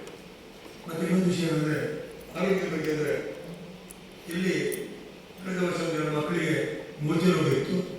ನಾವು ಜೀವಿನಲ್ಲಿ ಫಸ್ಟ್ ಯೂರೋದಲ್ಲಿ ಅದಕ್ಕೆ ಮೆಡಿಸಿನ್ ಅನ್ನು ಕೊಟ್ಟಿದ್ದಾರೆ. ನಮ್ಮ ಹೆತ್ತವರಿಗೆ ನಾವು ಏನು ಹೇಳೋದಂದರೆ, ಬೆಳಗಾದ ಬರುವಾಗ ಗಂಜಿ ಊಟವಾದರೂ ಮಕ್ಕಳಿಗೆ ಕೊಡಿ, ಖಾಲಿ ಹೊಟ್ಟೆಯಲ್ಲಿ ಮಕ್ಕಳನ್ನು ಕಳಿಸಬೇಡಿ ದಯವಿಟ್ಟು. ಇದು ಏನು ಪರಿಣಾಮ ಬೀರ್ತದೆ ಅಂದರೆ, ರಾತ್ರಿ ಮಲಗಿ ಬೆಳಿಗ್ಗೆ ಎದ್ದ ಕೂಡಲೇ ಶಾಲೆ ಬಂದು 12 ಗಂಟೆ ಊಟ ಮಾಡಿದರೆ ಅಷ್ಟು ಗ್ಯಾಪ್ 12 ಗಂಟೆ ಮಕ್ಕಳ ಹೊಟ್ಟೆಯಲ್ಲಿ ಗ್ಯಾಸ್ ಬರ್ತದೆ. ಅದರಿಂದ ಮಕ್ಕಳ ಆರೋಗ್ಯ ಹಾಳಾಗ್ತದೆ. ದಯವಿಟ್ಟು ನೀವು ಮಕ್ಕಳನ್ನು ಶಾಲೆ ಕಳಿಸುವಾಗ, ನಾವು ಹೆಚ್ಚಿನ ಮಕ್ಕಳನ್ನು ಕಷ್ಟ ಮಾಡುವಾಗ ಮನೆಯಲ್ಲಿ ಏನು ತಿನ್ನದೆ ಬಂದ ತುಂಬ ನಮ್ಮ ನಿದರ್ಶನ ಮಕ್ಕಳ ಮುಂದೆ ಇದೆ. ನಾವು ತಿನ್ನುವುದನ್ನು ನಾವು ಬರ್ತೇವೆ, ಎಲ್ಲ ಮಕ್ಕಳನ್ನು ಮಾಡದೇ ಹೋಗ್ತೇವೆ. ನಾವು ಏನು ಹೇಳೋದಂದರೆ, ದಯವಿಟ್ಟು ಮಕ್ಕಳಿಗೆ ಗಂಜಿ ಊಟವನ್ನು ಮಾಡಬೇಕು. ಯಾಕೆಂದರೆ ತಂದೆ ತಾಯಿಯವರಿಗೆ ಕೆಲಸದ ಹೋಗುದಿದ್ದರೆ ದಯವಿಟ್ಟು ನಮ್ಮ HM ಹತ್ರ ಹೇಳಿಬಿಡಿ. ಖಂಡಿತವಾಗಿ ನಾವು ವ್ಯವಸ್ಥೆ ಮಾಡ್ತೀವಿ. ಬೆಳಿಗ್ಗೆ ಎಲ್ಲರಿಗೂ ಮಾಡಿದ್ದೀವಿ. ನಾನು ತಂದೆ ಮನೆಯಿಂದ ಬರುವಾಗ ಯಾರಿಗೆ ತಂದೆ ತಾಯಿ ಇಬ್ಬರು ಸಹ ಕೆಲಸಕ್ಕೆ ಹೋಗುತ್ತಿದ್ದರೆ, ಏನಾದರೂ ಆಹಾರ ಸ್ವೀಕರಿಸಲು ಬಂದಿದ್ದರೆ ನಾವು ಖಂಡಿತವಾಗಿ ನಾವು ವ್ಯವಸ್ಥೆ ಮಾಡ್ತೀವಿ. ದಯವಿಟ್ಟು ಈ ರಾತ್ರಿ 12 ಗಂಟೆಯಿಂದ 10 ಗಂಟೆಯಿಂದ ಮಧ್ಯಾಹ್ನ 12 ಗಂಟೆ ಖಾಲಿ ಹೋಗ್ತಿರ್ತದೆ. ಖಂಡಿತವಾಗಿ ಮಕ್ಕಳ ಆರೋಗ್ಯ ಹಾಳಾಗ್ತದೆ. ದಯವಿಟ್ಟು ಇದರ ಬಗ್ಗೆ ನೀವು ಗಮನಿಸಬೇಕು. ಮತ್ತು ಇವತ್ತು ಒಂದು 75 ಜನ ಮಕ್ಕಳು ನಮಗೆ ಹಾಸ್ಟೆಲಿಂದ ಬರ್ತಾರೆ. ಉತ್ತರ ಕಡೆಯಿಂದ ತುಂಬ ಜನ ಮಕ್ಕಳು ಬರ್ತಾರೆ. ಹಾಸ್ಟೆಲಲ್ಲಿ ನಾವು ಹೋಗಿ ವಿಚಾರಿಸ್ತೇವೆ. ನಮ್ಮ ಬೈದರ್ಸರು ಒಳ್ಳೆಯವಾಗಿ ನಿರ್ಮಾಣ ಮಾಡಿದ್ದಾರೆ. ಅವರ ನಿಮ್ಮ ಸಚಿವರಾಗಿದ್ದ ಒಳ್ಳೆಯ ಊಟ ಕೊಡ್ತಾ ಇದ್ದಾರೆ. ಏನಾದರೂ ತೊಂದರೆ ಆದರೆ ನಾವು ಹೋಗಿ ಮಾತಾಡ್ತೇವೆ. ನಮ್ಮ ಕಿರಣ್ ಸರ್ ಹೋಗಿ ಮಾತಾಡ್ತಾರೆ. ಒಳ್ಳೆಯ ಗುಣಮಟ್ಟದ ಆಹಾರ ಕೊಡ್ತೇವೆ. ಅವರ ಹೆತ್ತವರು ಖುಷಿಯಿಂದ ಬಂದು ಹಾಸ್ಟೆಲ್ ಅವರ ಪೇರೆಂಟ್ಸ್ ಕಡೆಯಿಂದಾಗಿದ್ದರಿಂದ ಬರಲಿಕ್ಕಾಗಿ ನಾವು ಸಮಯಿಸ್ತೇನೆ. ನಿಮ್ಮ ಮಕ್ಕಳಿಗೆ ನಾವು ಹೇಳೋದಿಲ್ಲ, ದಯವಿಟ್ಟು ನಿಮ್ಮ ಹೆತ್ತವರಿಗೆ ನಾವು ಬೆಳಗಿನ ಗಂಜಿ ಊಟ ಏನಾದರೂ ಒಂದು ತಿಂಡಿ ಒಂದು ವ್ಯವಸ್ಥೆ ಮಾಡಬೇಕಂತ ನಾನು ನಿಮ್ಮಲ್ಲಿ ಕೇಳ್ಕೊಳ್ತಾ ಇದ್ದೇನೆ. ನಿಮ್ಮ ಆದಷ್ಟು. ಮತ್ತು ಇನ್ನೊಂದು ವಿಷಯ, 10th ಮಕ್ಕಳಿಗೆ ನಮ್ಮ ಮಹಾನಗರದಲ್ಲಿ SC/ST ಕೋಟದವರಿಗೆ 2,000 ನಾವು ಎಜುಕೇಷನ್ ಕೊಡ್ತೇವೆ. SC/ST ಕೋಟದವರಿಗೆ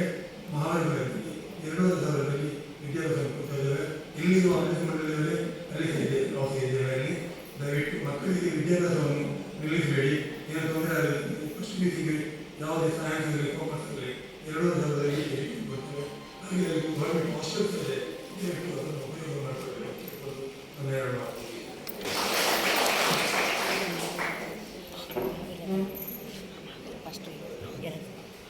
ಸಂದರ್ಭೋಚಿತವಾಗಿ ಮಾತನಾಡ್ತಾ ಬೇರೆ ವಿಷಯಕ್ಕೆ ತಮ್ಮವಾದ ಸಲಹೆ ಸೂಚನೆಯನ್ನು ನೀಡಿದ್ದಾರೆ.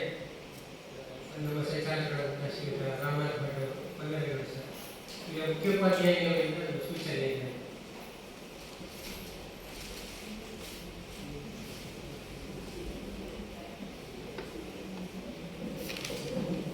ಏನು ಹೇಳ್ಬೇಕಂತ ನಾನು ಈಗಾಗಲೇ ಹೇಳಿ ಆಗಿದೆ ಸ್ವಾಗತದಲ್ಲಿ. ಈಗ ಒಂದು ವಿಷಯವನ್ನು ನಿಮ್ಮ ಮುಂದೆ ಹೇಳಲಿಕ್ಕೆ ಇಚ್ಛೆಪಡ್ತೇನೆ. ಪೂರಕ ಪೌಷ್ಟಿಕ ಆಹಾರ ಅಂತ ನಮ್ಮ ಶಾಲೆ ಎಲ್ಲ ಶಾಲೆಗಳಿಗೆ ಸರ್ಕಾರದಿಂದ ಒದಗಿಸ್ತಾ ಇದ್ದಾರೆ. 2022 ಜುಲೈಯಿಂದ 8ನೇ ತರಗತಿಗೆ ವಾರದಲ್ಲಿ 2 ದಿನ, 2023 ಆಗಸ್ಟ್ನಿಂದ 8, 9, 10ನೇ ತರಗತಿಗಳಿಗೆ ವಾರದಲ್ಲಿ 2 ದಿನ ಹಾಗೂ ಅದು ತಿನ್ನದವರಿಗೆ ಬಾಳೆಹಣ್ಣು ಅಥವಾ ಚಿಕ್ಕಿ ಕೊಡುವ ಯೋಜನೆಯನ್ನು ತಂದಿದೆ.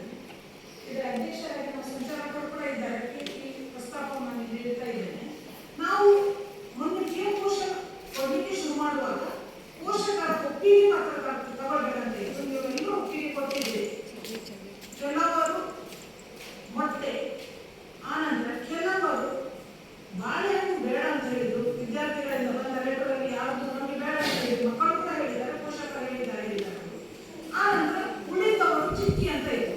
ಇದರಲ್ಲಿ 98 ಮಕ್ಕಳು ನಮ್ಮದು ಹಾಸ್ಟೆಲ್ ವಿದ್ಯಾರ್ಥಿಗಳಿರೋದ್ರಿಂದ ಅವರಿಗೆ ಅಲ್ಲಿ 4 ದಿನ ಹೊಟ್ಟೆ ಕೊಡುವುದರಿಂದ ಅವರು ಇಲ್ಲಿ ತಗೊಳ್ಳಿಕ್ಕೆ ಕೇಳ್ತಿರಲಿಲ್ಲ. ಆದರೆ ಮೊನ್ನೆ ಒಂದಿನ ಮೀಟಿಂಗ್ ಆಗಿತ್ತು ಮಂಗಳೂರಲ್ಲಿ. ಅದು ಅಲ್ಲಿ ಆಗಿ ಬಂದ ನಂತರ ನಾನು ಇಲ್ಲಿ ಹೇಳಿದ ನಂತರ ಅವರಿಗೆ ರಿಕ್ವೆಸ್ಟ್ ಮಾಡಿ ಈ ಹಾಸ್ಟೆಲ್ ವಿದ್ಯಾರ್ಥಿಗಳಿಗೆ 50% ಸೋಮವಾರ, ಬುಧವಾರ, ಶುಕ್ರವಾರ ತಗೊಳ್ಳುವಾಗೆ ಮತ್ತೆ 50% ಮಂಗಳವಾರ, ಗುರುವಾರ, ಶನಿವಾರ ತಗೊಳ್ಳುವಾಗೆ ಮೊಟ್ಟೆ ಮಾಡಿದ್ರು. ಅದರಿಂದ ಒಂದು ಸುಮಾರು 270 ಮೊಟ್ಟೆ ತಗೊಳ್ತಾ ಇದ್ದಾರೆ. ಉಳಿದು ಚಿಕ್ಕಿ ಬೇಕೇ. ಆದರೆ ಮೊನ್ನೆ ಸೋಮವಾರದಲ್ಲಿ ನಮಗೆ ಮೆಸೇಜ್ ಬಂದಿದೆ, ಚಿಕ್ಕಿಯನ್ನು ಕೊಡಲಿಕ್ಕೆ ಇಲ್ಲ ಅಂತ. ಆದರೆ ಈ ವಾರದಲ್ಲಿ ಆಲ್ರೆಡಿ ನಾವು ಚಿಕ್ಕಿ ತಂದಿಟ್ಟದ್ದುಂಟು. ಸರಿ, ಈ ವಾರ ಮೊನ್ನೆ ಸೋಮವಾರ ಮೆಸೇಜ್ ಬಂದಿದೆ, ಮತ್ತೆ ಬಾಳೆಹಣ್ಣು ಕೊಡಬೇಕಂತ. ಆದರೆ ಈ ವಾರದಲ್ಲಿ ನಾವು ಒಂದು ವಾರದ ಚಿಕ್ಕಿ ತಂದಿಟ್ಟದ್ದು. ಅದಕ್ಕೆ ಒಂದು 2 ದಿನಕ್ಕೆ ಇದು ಖಾಲಿ ಆಗುವವರೆಗೆ ಅದನ್ನು ಕೊಟ್ಟು ನೆಕ್ಸ್ಟ್ ಅದರ ನಂತರ ಮೊಟ್ಟೆ ತಿನ್ನುವವರಿಗೆಲ್ಲ ಮತ್ತೆ ಯಾರು ತಿನ್ನುವುದೇ ಇಲ್ಲ ಅವರಿಗೆ ಮಾತ್ರ ಬಾಳೆಹಣ್ಣು ಕೊಡುವ ವ್ಯವಸ್ಥೆ ಮಾಡ್ತೀವಿ. ಆದಷ್ಟು ಎಲ್ಲಾ ಮಕ್ಕಳು ಮೊಟ್ಟೆ ತಿನ್ನುವ ಹಾಗೆ ನೀವೆಲ್ಲ ಅವರನ್ನು ಪ್ರೇರೇಪಿಸಬೇಕಂತ ನನ್ನದೊಂದು ವಿನಂತಿ.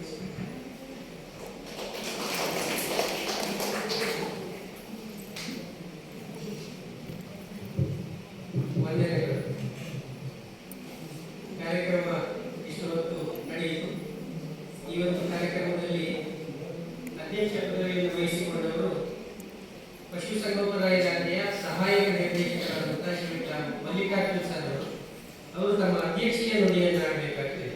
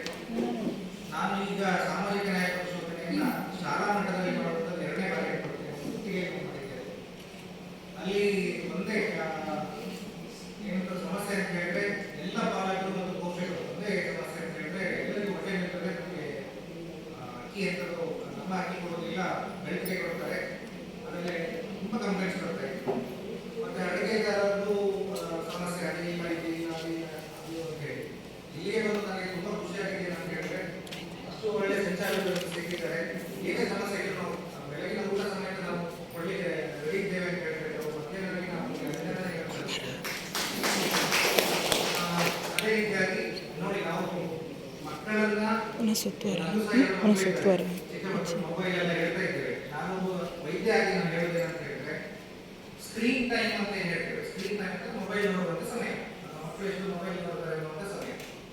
ನನ್ನ ಚಿಕ್ಕ ಮಗು ಇದ್ದಾನೆ, ಈಗ ಒಂದು 2 ವರ್ಷ ಆಯಿತು, ಅವನಿಗೆ ಮೊಬೈಲ್ ಕೊಡದೇ ಇದ್ರೆ ಊಟನೇ ಹೋಗುದು.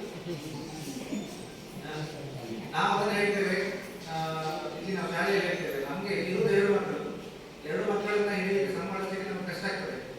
ಇಲ್ಲಿ ಅಷ್ಟು ಮಕ್ಕಳನ್ನ ಸಂಭಾಳಿಸುವ ಜವಾಬ್ದಾರಿ ನಮ್ಮ ಹೆಡ್ ಮಾಸ್ಟರ್ ಆಗಿರ್ಬೋದು ಅಥವಾ ಶಾಲಾ ಮೇಲೆ ಇರ್ತದೆ. ನಾನು ಹೇಳುವಂಥದ್ದು ಏನಂತ ಹೇಳಿದ್ರೆ 2 ಕೈ ಸೇರಿದ್ರೆ ಚಪ್ಪಾಳೆ ಆಗುವಂಥದ್ದು. 2 ಕೈ ಅಂತ ಹೇಳಿದ್ರೆ ಒಂದು ಕೈಯಿಂದ ನಾವು ಶಾಲೆ ಅಂತ ಅಥವಾ ಇರುವಂಥ ಎಲ್ಲ ತಗೊಂಡ್ರೆ ಮತ್ತೊಂದು ಕೈ ನಾವು ಪೋಷಕರು, 2 ಸೇರಿದಾಗ ಮಾತ್ರ ಒಂದು ಒಳ್ಳೆ ಮಗು ಹೊರಗಡೆ ಬರಲಿಕ್ಕೆ ಚಾನ್ಸ್ ಇದೆ. ಇದನ್ನೆಲ್ಲ ಯಾಕೆ ಹೇಳ್ತಾ ಇದ್ದೇನೆ ಅಂತ ಹೇಳಿದ್ರೆ ನನ್ನ ಶಾಲಾ ಅವಧಿಯಲ್ಲಿ ನಾನು 5ನೇ ಕ್ಲಾಸಿಂದ ಹಿಡಿದು ಡಿಗ್ರಿ ಮುಗಿದು ಮತ್ತೆ ಮಾಸ್ಟರ್ಸ್ ಮಾಡುವವರೆಗೂ ನಾನು ಕೂಡ ಹೊರಗಡೆ ಹೇಳ್ತಾ ಇದ್ದೆ, ಹಾಸ್ಟೆಲಲ್ಲಿ ಇದ್ದು ನಾನು ಕೂಡ ಹಾಸ್ಟೆಲಲ್ಲಿ ಕಳೆದವನೇ. ಅಲ್ಲಿ ಮಕ್ಕಳಿಗೆ ಹೇಗೆಲ್ಲ ಏನೊಂದು ವಾತಾವರಣ ಇರ್ತದೆ, ನಮ್ಮ ಸುತ್ತಮುತ್ತ ಯಾರಿದ್ದಾರೆ ಅದನ್ನು ನಾವು ಮಾನಿಟರ್ ಮಾಡಿದರೆ 50% ಕೆಲಸ ನನಗೆ ಗೊತ್ತಿರುವ ಹಾಗೆ ನಮ್ಮ ಮಗು ಯಾವ ಸಂಘದಲ್ಲಿ ಇದೆ ಅದನ್ನು ಅವರಿಗೆ ದಿನ ಹೇಳಬೇಕು ಅಂತಲ್ಲ, ಅವರಿಗೆ ಗೊತ್ತಾಗದ ರೀತಿಯಲ್ಲಿ ನಾವು ನೋಡುವಂಥ ನಮ್ಮಿಂದಲೇ ನಾವು ಮಕ್ಕಳಿಂದ ಮೊದಲುಗಳಿರಲ್ಲ ಅವನು ಮಾನಿಟರ್ ಮಾಡಲಿಕ್ಕೆ ಗೊತ್ತುಂಟು. ನಮ್ಮ ಮಕ್ಕಳು ಯಾರ ಸಂಘದಲ್ಲಿ ಇದ್ದಾರೆ ಅನ್ನೋದನ್ನು ನಾವು ತಿಳ್ಕೊಂಡ್ರೆ ಒಳ್ಳೆ ಸಂಘದಲ್ಲಿ ಇದ್ದರೆ ಒಳ್ಳೆಯ ಮಗುನೇ ಆಗ್ತದೆ. ವಾತಾವರಣ ಕೊಡುವಂಥದ್ದು ಏನಿದೆ, ನಾವು ವಾತಾವರಣ ಏನಿದೆ ಅದಕ್ಕೆ ನಾವೇನು ಹೇಳ್ತೇವೆ, ದನ ಸಾಕುವಲ್ಲಿ ನಾವು ಹೇಳ್ತೇವೆ ವಾತಾವರಣದ ಎಫೆಕ್ಟ್, ಒಂದು ಜೆನೆಟಿಕ್ ಎಫೆಕ್ಟ್ ಅಂತ ಹೇಳಿದ್ರೆ ಯಾವ ತಾಯಿ ಯಾವ ತಂದೆ ಅವರದ್ದೇನು ನಾವು ಮನೆಯಲ್ಲಿ ಏನು ಮಾಡ್ತಾ ಇದ್ದೇವೆ ಅನ್ನೋದು ಅದು ಫಿಕ್ಸ್ಡ್, ಅದನ್ನು ಚೇಂಜ್ ಮಾಡಲಿಕ್ಕೆ ಚಾನ್ಸ್ ಇದೆ. ವಾತಾವರಣವನ್ನು ಕೊಡಲಿಕ್ಕೆ ನಮ್ಮಲ್ಲಿ ದಟ್ ಈಸ್ ಕಾಲ್ಡ್ ಮ್ಯಾನೇಜ್ಮೆಂಟ್ ಅಂತ ಹೇಳಿ ಮ್ಯಾನೇಜ್ಮೆಂಟ್ ಅನ್ನು ನಾವು ಸರಿಯಾಗಿ ಮಾಡಿದ್ರೆ ಒಳ್ಳೆ ಒಂದು ಮಗುವನ್ನ ಅಥವಾ ಒಂದು ಒಳ್ಳೆ ಪ್ರಜೆಯನ್ನಾಗಿ ನಾವು ಮಾಡಲಿಕ್ಕೆ ಅವಕಾಶ ಇದೆ. ಹಾಗೆ ಒಳ್ಳೆ ಶಾಲೆಯಲ್ಲೂ ಕೂಡ ವಾತಾವರಣ ತುಂಬಾ ಇಂಪಾರ್ಟೆಂಟ್ ಆಗ್ತದೆ. ತುಂಬಾ ಹೈಫೈ ಶಾಲೆ ಬೇಕಂತಿಲ್ಲ, ನಾವು ಕೂಡ ಮಠದಲ್ಲಿ ನಿಮಗೆಲ್ಲ ಗೊತ್ತಿರಬೇಕು, ಮಠದಲ್ಲಿ ಲಿಮಿಟೆಡ್ ಊಟ ಕೊಟ್ಟು ಬೆಳೆಸ್ತಾರೆ ಮಕ್ಕಳಿಗೆ. ಅದೇ ಹೇಳ್ತಾರೆ ನಿಮಗೆಲ್ಲ ಗೊತ್ತಿದೆ, ಎಲ್ಲರೂ ಕೂಡ ಅಂತಿಮ ದೊಡ್ಡ ಮಕ್ಕಳನ್ನ ನೆಟ್ಕೊಂಡಿದ್ದೀರಿ. ಬಡತನ ಮತ್ತೆ ಇನ್ನೊಂದು ಹೇಳೋದು ಕಲಿಸುವಷ್ಟು ವಿದ್ಯೆಯನ್ನ ಯಾವ ವಿಶ್ವವಿದ್ಯಾಲಯ ಸಹ ಕಲಿಸುವುದಿಲ್ಲ ಮಕ್ಕಳಿಗೆ. ನಾವೆಲ್ಲ ಕಲಿಯುವಾಗ ನಮಗೆ ಬೆಳಗ್ಗೆ ಒಂದು 9 ಗಂಟೆಗೆ ಒಂದು ಮುದ್ದೆ ಕೊಟ್ಟರೆ ಸಂಜೆ 6 ಗಂಟೆಗೆ ಊಟ, ನಮಗೆ ಮಧ್ಯಾಹ್ನ ಸಹ ಕೊಡ್ತಾ ಇರಲಿಲ್ಲ. ಅಂದ್ರೆ ನಾನು ಹೇಳುವಂಥದ್ದು ಬಡತನ ಅಂದ್ರೆ ಆ ಕಷ್ಟ ಗೊತ್ತಿರಬೇಕು ಮಗುಗೆ. ನಾವೇನ್ ಮಾಡ್ತಾ ಇದ್ದೀವಿ, ಹೇಳಿದ ತಕ್ಷಣ 100 ರೂಪಾಯಿ ಕೊಡ್ತೇವೆ. ನಾನು ಅನುಭವಿಸಿದ ಕಷ್ಟವನ್ನ ನನ್ನ ಮಗ ಅನುಭವಿಸೋದು ಬೇಡ ನಮಗೆ. ಅಂದ್ರೆ ನಾನು ಮಾಡುವುದನ್ನೇ ನಾವೆಲ್ಲ ಮಾಡ್ತಾ ಇದ್ದೇವೆ. ನಾವು ಮಕ್ಕಳಿಗೆ ಒಂದು ಒಳ್ಳೆ ವಾತಾವರಣ, ಇನ್ನೊಂದು ಏನಂತ ಹೇಳಿದ್ರೆ ನಮ್ಮ ಮಗು ನಾವು ಏನ್ ಮಾಡ್ತಾ ಇದ್ದೇವೆ ಎನ್ನುವುದನ್ನು ನೋಡಿ ಕಲಿಯುವಂಥದ್ದು. ನಾವು ಅದನ್ನ ಹೇಳುವಂತ ಇಲ್ಲ, ಇಂಪ್ರಿಂಟ್ ಆಗ್ತಾ ಇರ್ತದೆ. ನಾನೇನ್ ಮಾಡ್ತಾ ಇದ್ದೇನೆ ಅದನ್ನೇ ಮಗು ಮಾಡ್ತೇವೆ. ನಾನು 4 ಜನ ಹೆಲ್ಪ್ ಮಾಡ್ತಾ ಇದ್ದೇನೆ ಅಂದ್ರೆ ಹೇಳ್ತಾ ಇದ್ದೆ ಪೋಷಕರು, ನನ್ನ ಮಗುವಲ್ಲಿ ನೋಡಿ ಒಂದು ಹೇಳ್ತಾ ಇದ್ದೇನೆ. ಮಗು ನಾವು ಹೇಳಿದ್ದನ್ನ ಕೇಳಿ ತಿಳ್ಕೊಳ್ಳೋದಕ್ಕಿಂತ ನೋಡಿ ತಿಳ್ಕೊಳ್ಳೋದು ಜಾಸ್ತಿ ಇರುತ್ತೆ. ನೀವು 4 ಜನಕ್ಕೆ ಹೆಲ್ಪ್ ಮಾಡಿದ್ರೆ ನಿಮ್ಮ ಮಗು ಖಂಡಿತವಾಗಿ 4 ಜನಕ್ಕೆ ಹೆಲ್ಪ್ ಮಾಡ್ತದೆ. ನೀವು ಒಳ್ಳೆ ತರದಲ್ಲಿ ನಾವು ಯೋಚನೆ ಮಾಡಿದ್ರೆ ಅದನ್ನ ನಾವು ಕಾರ್ಯಗತ ಮಾಡಿದ್ರೆ ನಮ್ಮ ಮಗು ಅದನ್ನ ಕಾರ್ಯಗತ ಮಾಡ್ತದೆ. ನಾವು 4 ಜನಕ್ಕೆ ಊಟ ಕೊಟ್ಟರೆ ನಿಮ್ಮ ಮಗು ಕೂಡ ನಾಳೆ ದೊಡ್ಡವರಾಗಿ 4 ಜನಕ್ಕೆ ಊಟ ಕೊಡೋದು ಅಂತ ಹೇಳ್ತದೆ. ನಾವು ಒಳ್ಳೆ ರೀತಿಯಿಂದ ನಡ್ಕೊಂಡ್ರೆ ನಮ್ಮ ಮಗು ಒಳ್ಳೆ ರೀತಿಯಿಂದ ನಡ್ಕೊಂಡು, ನಾವು ಅದನ್ನ ಪೋಷಕರನ್ನಾಗಿರ್ಬೋದು ಅಥವಾ ನಾವು ನಿಮ್ಮ ಮೇಲೆ ಹಾಕುವಂಥದ್ದು ಬಿಟ್ಟು ನಾವು ಒಳ್ಳೆ ರೀತಿಯಲ್ಲಿ ಇದ್ದರೆ ನಮ್ಮ ಮಗು ಕೂಡ ಒಳ್ಳೆ ರೀತಿಯಲ್ಲಿ. ಇಷ್ಟನ್ನು ಹೇಳಿ ಇಷ್ಟಪಡ್ತೇನೆ. ಇದೆಲ್ಲ ನನಗೆ ಬೇರೆ ಬೇರೆ ಗ್ರಾಮ ಪಂಚಾಯತಿಯಲ್ಲಿ ನಾವು ಪರಿಶೋಧನೆ ಹೋದಾಗ ಜಗಳನೇ ಇರ್ತದೆ. ನನಗೆ ನೋಡಿದ ಅಡಿಕೆ ಇದಕ್ಕೆ ನಮಗೆ ಗೊತ್ತಿದ್ದಾರೆ, ನಮ್ಗೆ ಇಷ್ಟು ಹಣ ಹಾಳಾಯಿತು, ವಾಪಸ್ ಕಟ್ಟಿಗೆ ಬಂದಿದೆ. ನಾನು ಹರೀಶ್ ಹೇಳ್ತಿದ್ದೆ, ಅಡಿ ಕಟಾಕಿಗೆ ಹಾಕಿಯಪ್ಪ ನಮಗೆ ತಲೆ ಸೇರ್ತಾರೆ ಉಂಟು, ಗಲಾಟೆ ಇರ್ತದೆ. ಇಂಥಲ್ಲಿ ಬರಲಿಕ್ಕೆ ನನಗೂ ಕೂಡ ತುಂಬ ಖುಷಿ ಆಯಿತು. ಸುಮಾರು ಸಮಯ ಆಗಿತ್ತು. ಎಲ್ಲರಿಗೂ ಕೂಡ ನಿಮ್ಮ ಮಕ್ಕಳು ಎಲ್ಲರಿಗೂ ಕೂಡ ಆಸೆ ಇರ್ತದೆ, ನಮ್ಮ ಮಕ್ಕಳು ಒಳ್ಳೆಯದಾಗಲಿ, ನಮ್ಮ ಮಗ ಒಳ್ಳೆಯದಾಗಲಿ. ಅದು ಒಳ್ಳೆಯದಾಗಬೇಕಂದ್ರೆ ನಾವು ಒಳ್ಳೆ ರೀತಿಯಲ್ಲಿ ನೋಡ್ಕೋಬೇಕಾಗ್ತದೆ. ಮಕ್ಕಳಿಗೆ ಕೂಡ ಒಂದು ಇದನ್ನೆಲ್ಲ ನಾನು ಹೇಳಬೇಕು ಅಂತಿಲ್ಲ. ಎಲ್ಲ ಕೂಡ ನಮ್ಮಲ್ಲಿ ಮನೆಯಲ್ಲಿ ನೀವು ಪಾಲಕರು, ಶಾಲೆಯಲ್ಲಿ ನಮ್ಮ ಅಧ್ಯಾಪಕರು ಎಲ್ಲ ಕೂಡ ಒಂದು ಒಳ್ಳೆ ರೀತಿಯಿಂದ ನೋಡಿಕೊಂಡು ನಾಳೆ ನಮ್ಮ ಮಕ್ಕಳು ಈ ದೇಶವನ್ನ ಒಳ್ಳೆ ರೀತಿಯಿಂದ ಮುನ್ನಡೆಸ್ತಕ್ಕಂಥ ಒಳ್ಳೆ ಪ್ರಜೆಗಳಾಗಲಿ ಅಂತ ಹೇಳಿ ಭಾವಿಸ್ತಾ ಬಾಕಿ ಎಲ್ಲ ನೋಡ್ಕೊಳ್ತೇನೆ. ಮತ್ತೇನು ನನ್ನ ಹತ್ರ ಹೇಳ್ತಾರೆ ಹೇಳಿದ್ರು, ಎಲ್ಲರೂ ಒಳ್ಳೆಯದಾಗಲಿ ಅಂತ ಹೇಳಿ ನಾನು 2 ಮಾತು ಮತ್ತೆ ನಮಸ್ಕಾರ.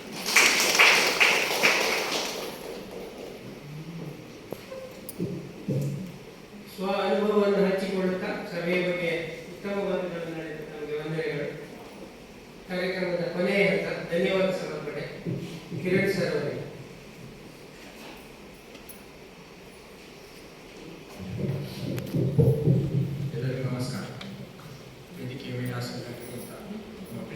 ಶಾಲಾ ಸಂಚಾಲಕರು ಶ್ರೀ ಮಲ್ಲಿಕಾರ್ಜುನ ಸರ್ ಅವರು, ಹಾಗೂ ನಮ್ಮ PTಯ ಸಂಘದ ಅಧ್ಯಕ್ಷರೇ ಹಾಗೂ ಹೆತ್ತವರೇ, ಸಹೋದ್ಯೋಗಿ ಮಿತ್ರರೇ,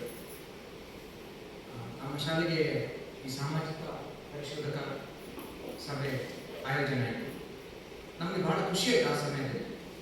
ಯಾಕೆಂದರೆ ಈ ಬಿಸಿಯೂಟದ ಯೋಜನೆ ಪ್ರಾರಂಭ ಆದಮೇಲೆ ಮಾಹಿತಿಗಳು ಆನ್ಲೈನಲ್ಲಿ ಮತ್ತು ಇದರಲ್ಲಿ ಬರ್ತಾ ಇರ್ತದೆ, ಮುಖ್ಯೋಪಾಧ್ಯಾಯರಿಗೆ ಬರ್ತದೆ, ನಮಗೆ ತಿಳಿಸ್ತಾರೆ, ನಾವು ಮಾಡ್ತಾ ಹೋಗ್ತೇವೆ.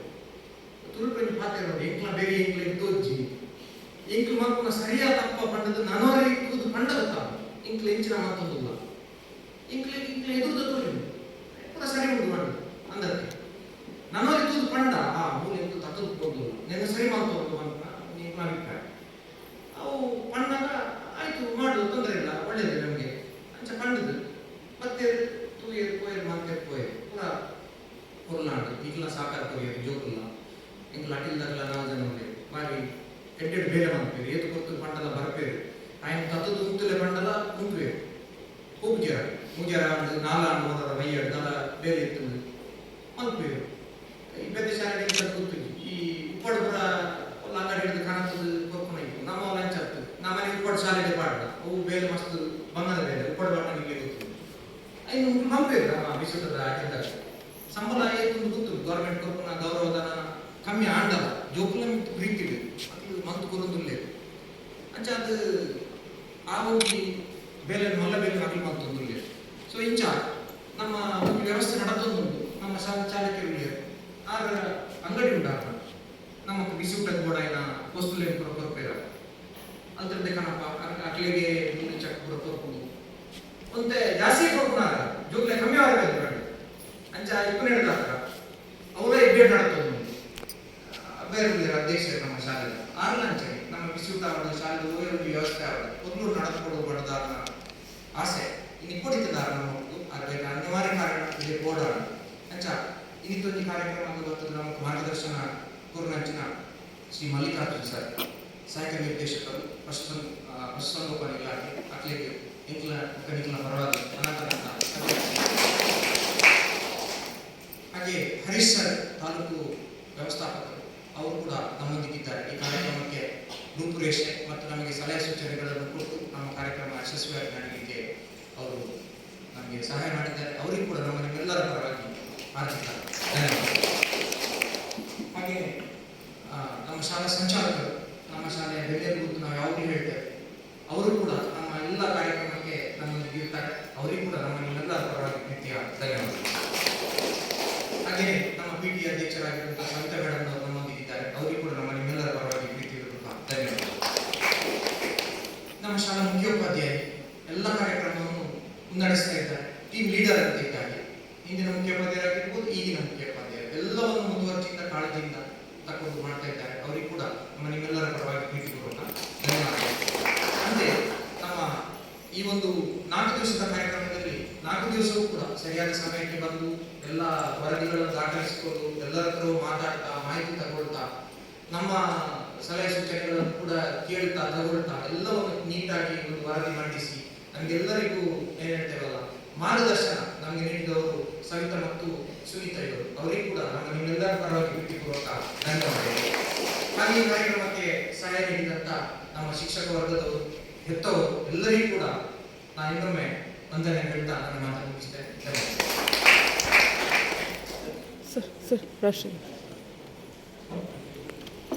ಕಾರ್ಯಕ್ರಮದ ಕೊನೆಯ ಅಂತಾರಾಷ್ಟ್ರೀಯ